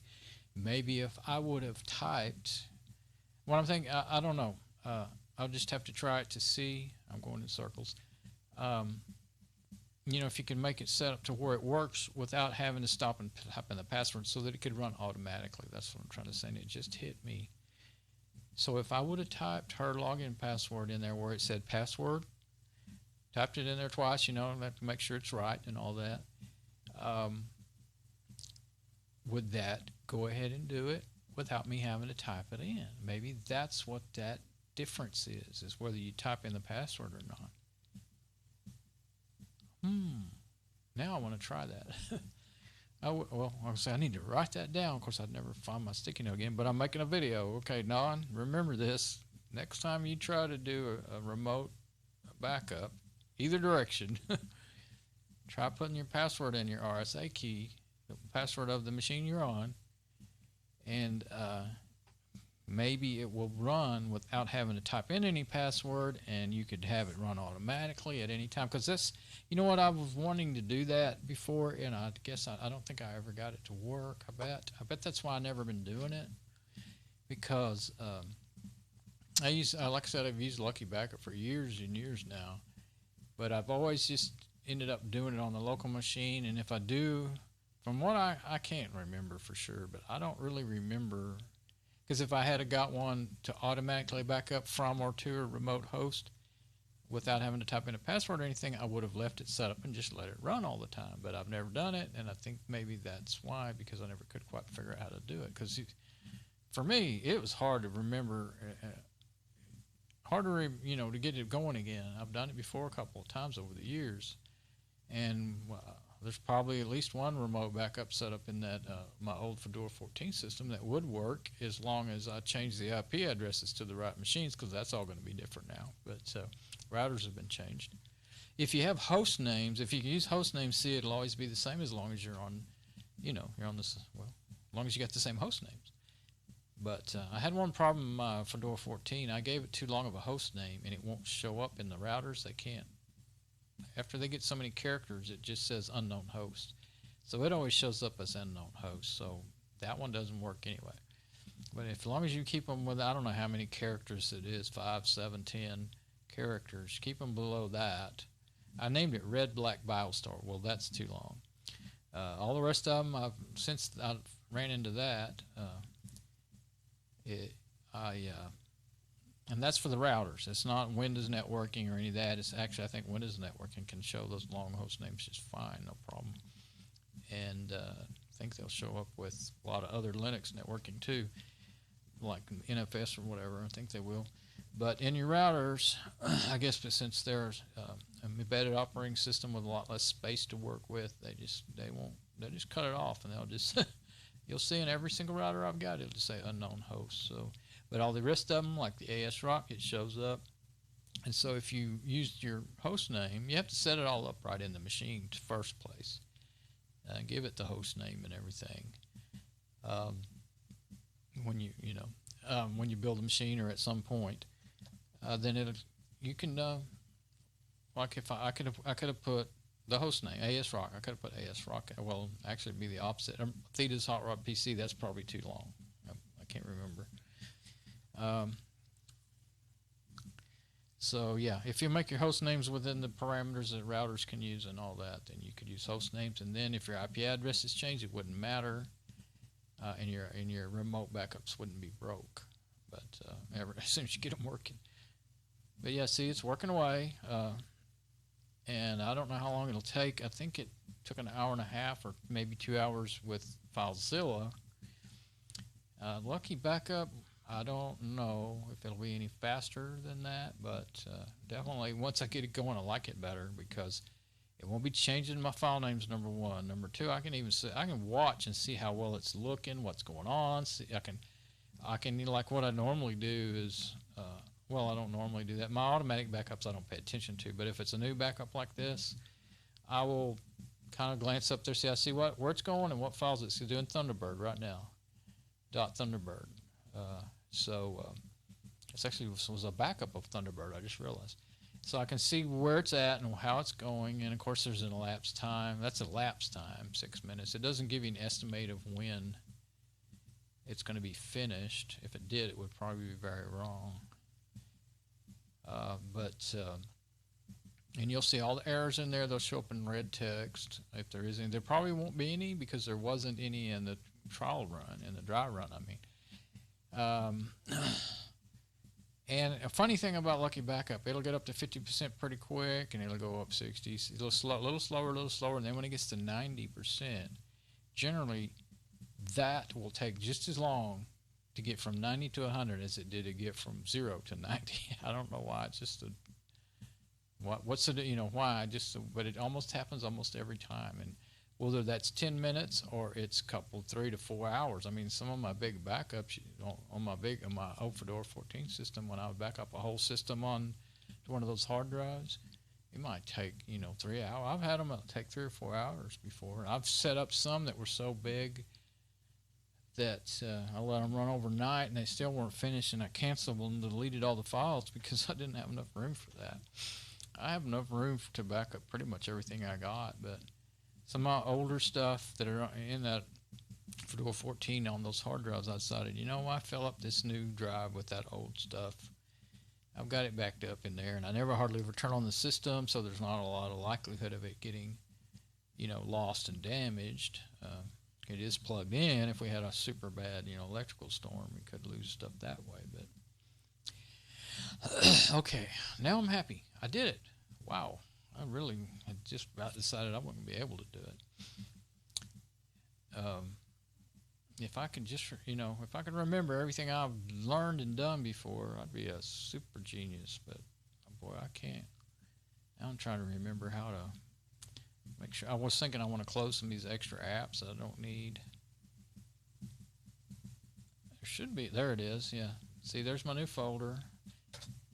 It'll be filling up as we go here. It's already got lots of folders, but they usually do, when you copy files, they usually do the folders first and then do the files in the folders later. Yeah, I'm going to close that. The machine doesn't need to have so much going on. Lucky Backup is one. I don't want to close TeamViewer. That's how I'm connected to it. But this will be a while. And let's see, what am I on? Yeah, I'm still. It would be terrible if I was on the camera and doing all this. I'll do that so often. I'll switch to want to show something else, and then I forget to switch back.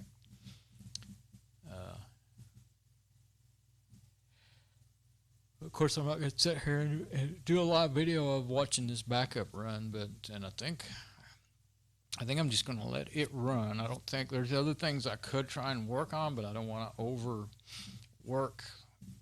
What probably wouldn't be overworking the network, but I don't want to overwork the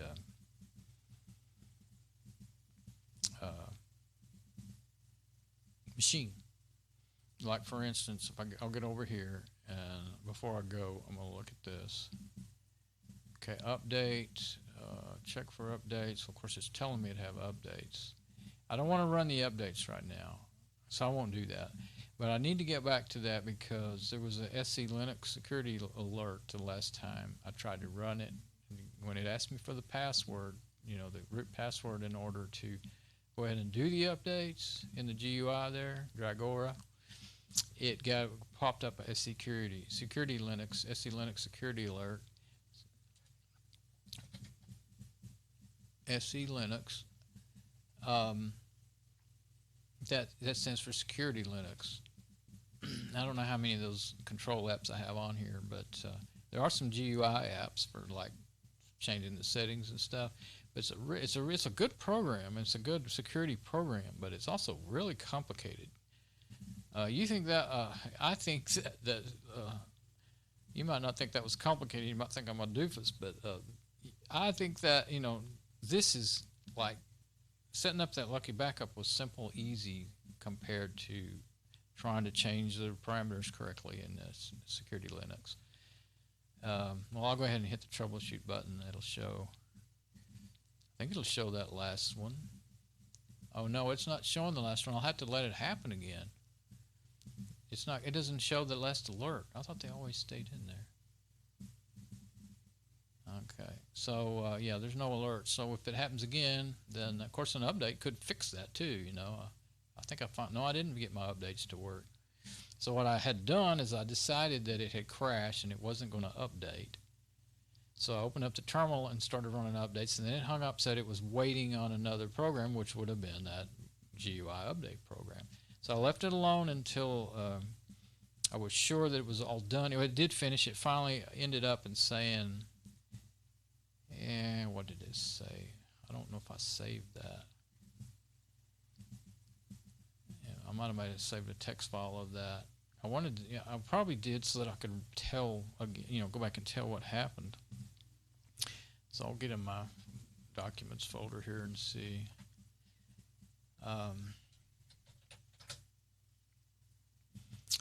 Probably would be in there. Yeah. Let's see. That's the one I just did. Updates with error. Yeah. Yesterday. Yeah. Okay. So didn't get it. Was such a long deal. It doesn't have the beginning where I typed the command in there, but that's all right. Yeah, I guess I saved it with console, and console doesn't take it. Actually, that's one of the reasons it's cool, but if you get a really long session, it won't get it all. It'll only get so many characters. So if you want, but if you copy and paste your whole session into a text file from the other consoles, you'll get them all. So kind of gotten away from that, but so it was a transaction. Then it says waiting for process ID 2251. Well, I went in to see what that was, and it was indeed the update, the DNF update. Let's see, from what I remember, I forget exactly what process it was, but it might have been Dragora. I guess it was, I don't know what it was now. I can't remember what it said it was. And then error no, instead of error, no such file or directory, void cache DNF updates, so-and-so, so-and-so, so-and-so, kernel, core, RPM. The downloaded packages were saved in a cache until the next successful transaction. You can remove the cache packages by executing DNF clean packages. And it used to be yum clean all. Now this it says DNF clean packages. So things are changing. So I might want to run that. That's why I saved that. But first I just want to try running the graph. I want that working. I want to set it up automatic. So first I want to try that again. And if it gives me that SC Linux error, I'll go ahead and run those commands that it gave you to say, yes, allow this, because I'm sure that'll be 2 in a row. I'll know for sure that's exactly what caused it, me running this. And it had to have been that. And let's see, what's that?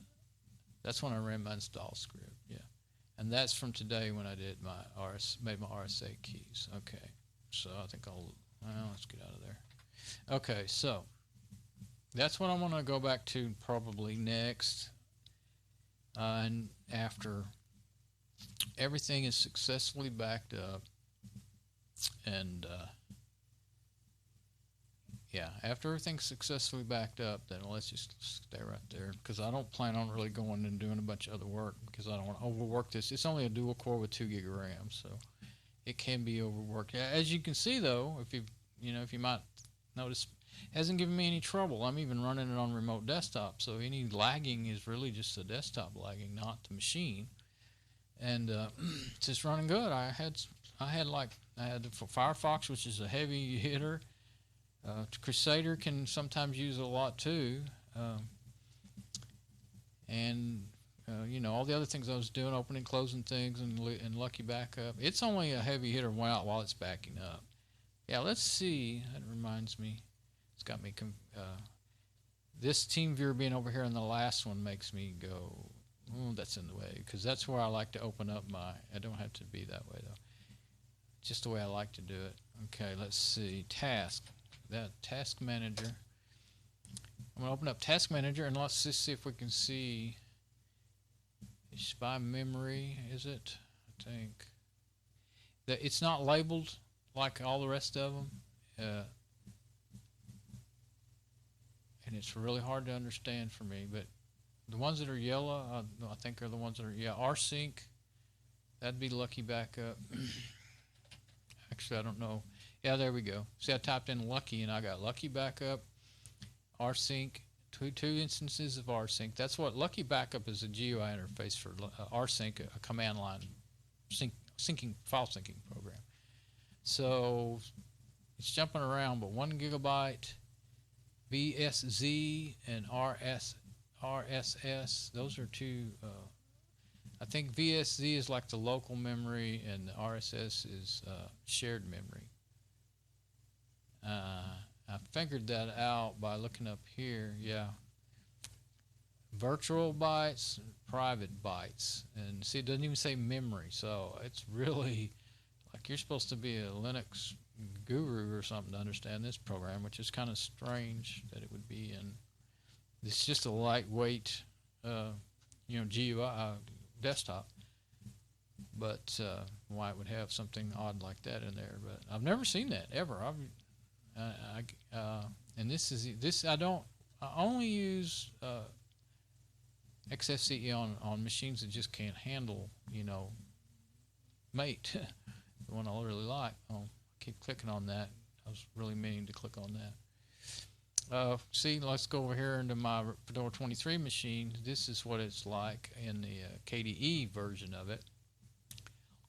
And boy, I tell you, when Lucky Backup starts running every day after my boot, I have finally learned this machine's slower than ever before. I think I probably just have, for one thing, of all things, if you get too many bookmarks, Firefox will just overwhelm the machine. I don't have Firefox or Thunderbird, but I used to, I'm running right now because I'm doing my desktop and everything, but I used to always open up Thunderbird, Firefox, Crusader, and the Task Manager and leave them open all day.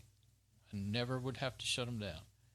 And unless something went wrong, say in Firefox, it got an error and it had to be shut down. But now, especially what I'm trying to say is when I boot up, if I've got those things running, and Lucky Backup kicks in, the machine won't respond. It's out of it may be out of video memory. What it really is, it's not out of memory. It's got 4 gig of RAM, and I can look over here and see that it's not out of memory, and I can see I'm not running it right now, and I don't want to run it right now. I could, but it wouldn't be a good idea since I've been running a long time streaming. But anyway, you can see the most that I'm using right now. See, OBS is only using 453 of memory, and then of regular memory, and then shared memory, 111,576 kilobytes, and which 453 is somewhere around 450 megabytes, and so that's about 111 megabytes. And then, well, it tells you if you hover over it, 109 megabytes.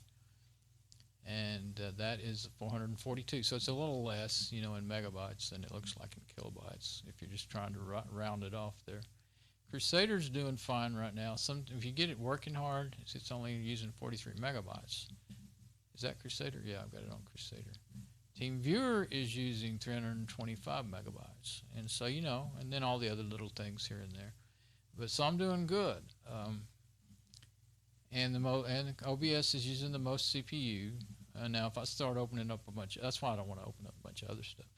It's easy to overwhelm the thing when I'm doing my, podcast. But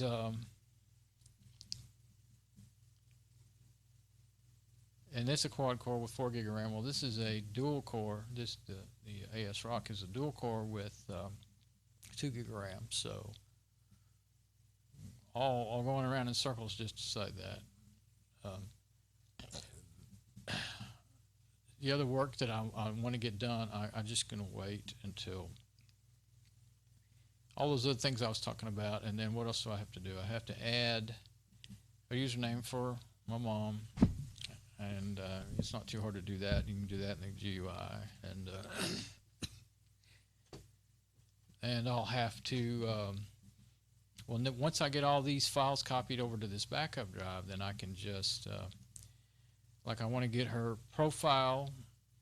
I want to get the newest version. Like if she logs onto the computer again and checks her email, then I'll probably have to re-back it up again, but not everything else. But I want to get her profile. And her Firefox, I want to get her stored passwords. I'll use Firefox Sync to do that. And I think I'm going to have to sign her up for Firefox Sync. I don't think I've ever done that. So that, when I open up Firefox in another machine I'll use her username and password, then it'll sync them. because she wouldn't be able to, you know, do her work without her saved passwords. Yeah, so I still got lots of things to do to get this thing where she can use it. And now, you know, I was thinking I would delete that other backup that's got the, you know, all today's date on them, but you know what? I think I'll keep it until I'm completely done with her rebuilding. That way, if there's any hitch with the file, a backup, missing a file that I end up needing, you know, from the lucky backup here, then I'll have a chance to have it in the other backup that I did with Filezilla. But once I'm sure that I, you know, got everything done, got what I need done, then I can delete that one because I don't need a duplicate backup with the wrong file dates on them and everything. See, it's kind of slowed down now. It looked like it was really tearing through it, but well, are all these files that big?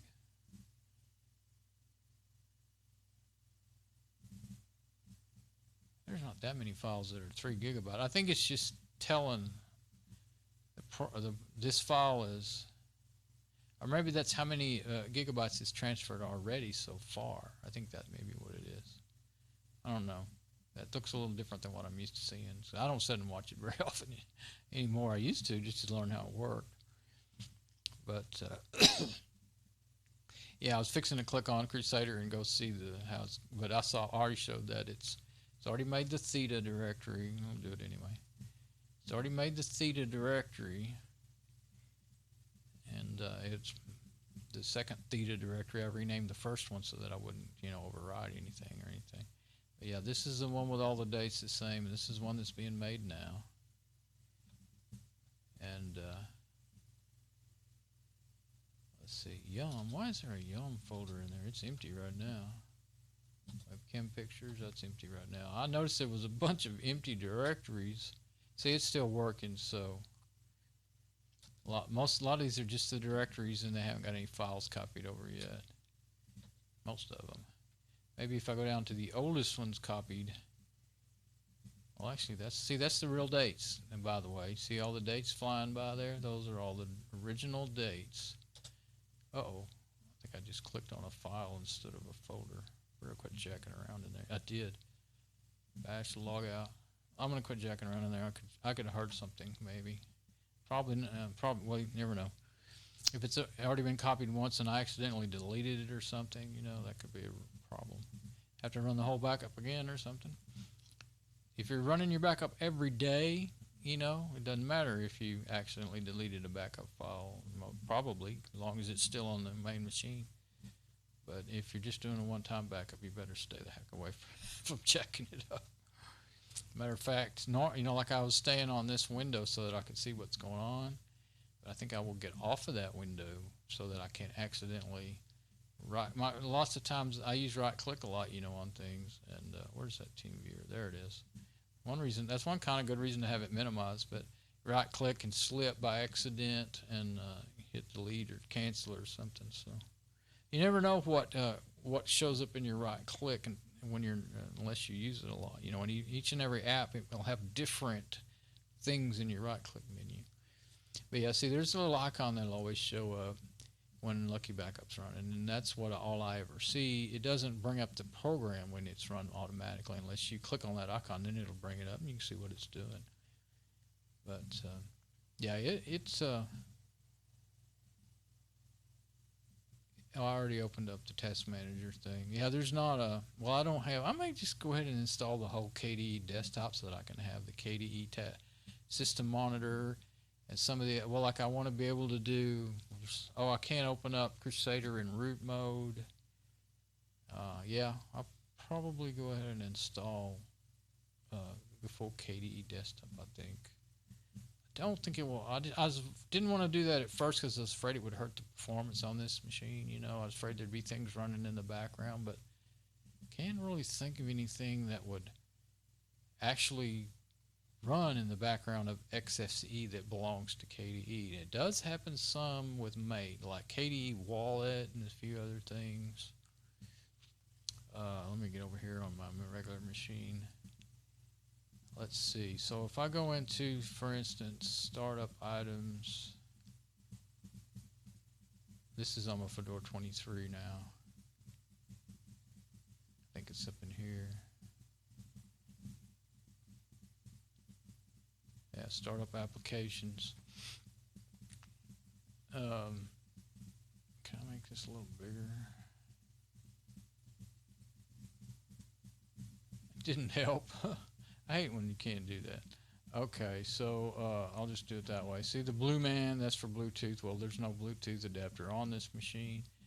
Genome keyring, firewall applet, inputs, KDE daemon, no description. I don't know what it does. See, that's a KDE daemon, but it's starting up. If they don't give me trouble, I'll leave them alone, because if I do get in KDE desktop and it's not running, it won't work. Wallet, ham socket, that's K-wallet, like I was talking about. So I've got 2 wallets running, but it's not giving me any trouble. As long as it's not giving me any trouble, I'll let them both run. They're usually not really that big, you know, of use. Mate settings daemon, you definitely want that. Network policy kit, you want that. Authentication. Power manager, I want that. I think. This stupid machine, there's something, it was in Fedora 23, I think it's fixed now, but it reminds me, I've got the screensaver turned on that other machine, and it really does. Probably using up resources that I don't need to use up. Anyway, it'll go to sleep all the time. I can't watch a 20-minute video without it going to sleep, and I don't care how many times you turn it off, you know, that tell it to never go to sleep or anything, it just keeps going back to sleep. I've never been able to fix it. I think it'll be fixed when I upgrade to Fedora 26. The printer, problem reporting, Pulse audio. See, I've got Pulse audio running. On the other day, I was trying to look for Pulse audio. Oh, that was on the new machine, I think. I got it on this system. Screensaver, I've just got it where it don't even start. Secret storage, there's another. See, there's like 2 genome keyrings. The genome keyring, Mate uses a lot of the original genome apps. So when you see genome, just think that belongs to Mate desktop. SC Linux troubleshooter, Spice VD agent. I keep forgetting why that's there. I'm not running any servers on this machine, but that's still used for something. Another, why does it keep showing over and over genome keyring agent? I don't know, but I'm not having any trouble, so I'm not going to mess with it. If it ain't broke, don't fix it. I always learn that over and over again the hard way. User folders update, VMware user agent, volume control, that's the normal ALSA. And that I put in there, wallpapers, that's what changes my wallpaper desktop background automatically every 5 minutes. You might have noticed that it changes all the time. I like that. And you can't just install it anymore. I had to set it up myself, you know. So I just actually you know, put it in a directory, in the home directory, and then set all that stuff up myself. See, there it is right there. Unzip it, and then I set up a auto start in the startup for it. Well, I was starting to worry that it was using too many resources the other day, and I looked and saw what it was using. It wasn't much at all, so it's good. Oh, not documents, videos. Okay, so yeah. Before I get off of this and leave it alone, let's see. Go into the system, I think. I don't know. This is KDE, so it'll be different. There's the task manager. Administrative settings. Let's see. I'm looking for screensaver. I guess I could do the search, but I wanted to kind of see.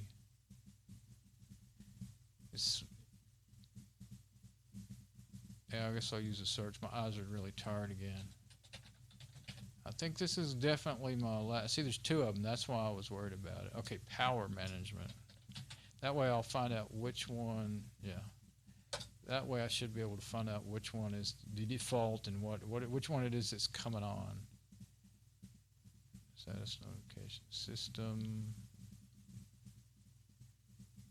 Suspend. When incentive for never. Oh, yeah, you don't want Hibernate. I think that's just as much trouble as it on Windows of jacking things up. Like if it was on Hibernate, it would break this back up if it went into hibernation. When inactive, never. I don't ever want my screen locked. That's not the way I want it anyway. Okay. Blank after. Display power management on. Oh, okay. I really don't want it to do that, so let's turn it off. Yeah. This is way different than the make pattern power manager. Okay, so I think if you leave it on never, I'll have what I want. Yeah. Power button. All that ask. Okay, yeah, that's good.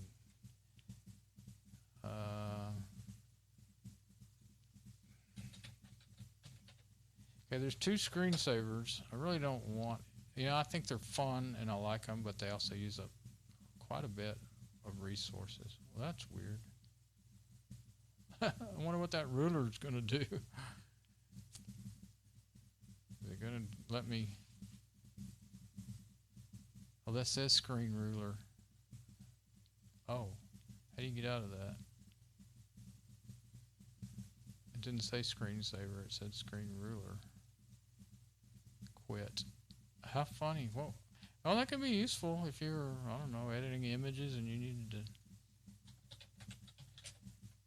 Screensaver. So maybe there is only one. There's two screensavers on my made system, or my Fedora 23 system. Yeah, it was a real cool looking one. I guess that was it. Blank after, cycle after, lock after. Only one screensaver. That's not the one I saw, though. At least I don't think. Disable screensaver. As cool as they are, I don't need to do anything there. Background images.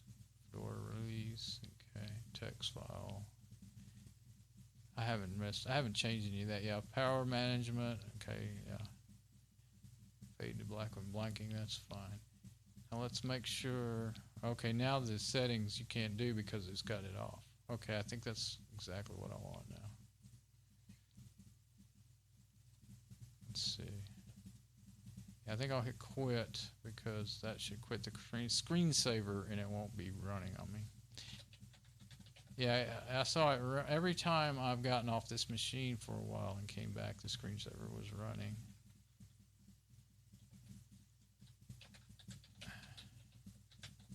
Yeah, there's only one screensaver in that one. Okay. So that's good. Now, there's one disadvantage to if you don't leave the window you got running up. Sometimes I look at the machine and say, okay, I got nothing running, and shut it down because I forget. So maybe in this case I'll leave it like that. But that abort, there is an abort button there that you could hit. Usually if I kind of put my mouse down here somewhere, I can't really. Yeah, right clicking in here, you can't jack it up. There's no right click close or any of that. Yeah, so it'll be all right. Only way I could actually cancel it is to, well, if I hit escape or something, it might. Click abort or probably hit escape. Well, it could be. Of course, what can really get you though is like, that abort button is highlighted and you hit enter. Now I'm getting scared again of jacking it up. You hit enter because I'm always going really fast on the keyboard when I'm not talking, fumbling around, and so that now I'm scared. I may have to get off of that window. Yeah, it's okay. In Theta videos, extra tests. So that's some of the videos I've made for her. So it's into her home directory now. Yeah, I think I finally got the settings good. If I hadn't went through them, having so much trouble, and then going through them over and over again, I probably would have forgot to exclude the .gbfs folder and any Mac system mount folders and all that, and I would have been backing up this, the backing up the backup and everything. It would have been, wow, It would have been double to even triple. It would have been probably triple backups is what it probably would have been. So, yeah, I'm going to leave it like that. Hopefully I will not forget. but I'm getting tired. It's getting supper time now. It seems like I just ate lunch, but it's been a long time now. It's almost 8 o'clock. Okay, so I'm going to let that run. And at least maybe if I get all that backed up today, then I will be a whole lot closer to getting to where I can actually let her use this machine and bring her machine in here to work on it. I'll take this one in there and bring hers in here so that I can work on it. All right, let's see. Yeah, that's good. Okay, so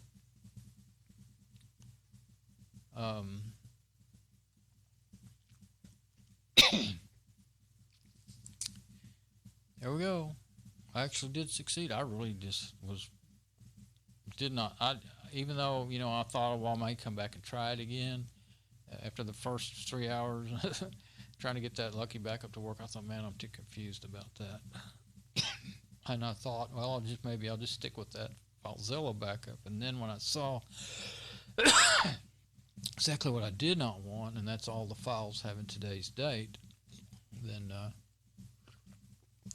I thought, man, I'll never be able to get another accurate backup again. Well, there's just so much to it. Just as far as the way I manage files when I do a lot of manually figuring things out, just looking at them. And if the dates all being off like that, it just ruins everything for me. So, you could just go from today forward, and it still should, it probably would work, your backups. But anyway. Okay. I'm really just rambling. Oh, let me check. Let me go back to the desktop. I thought I was going to go a while ago. I thought I'd done my last live check. But I went on and on and on after that, didn't I? Okay. Yeah, when I get tired, I think I just ramble.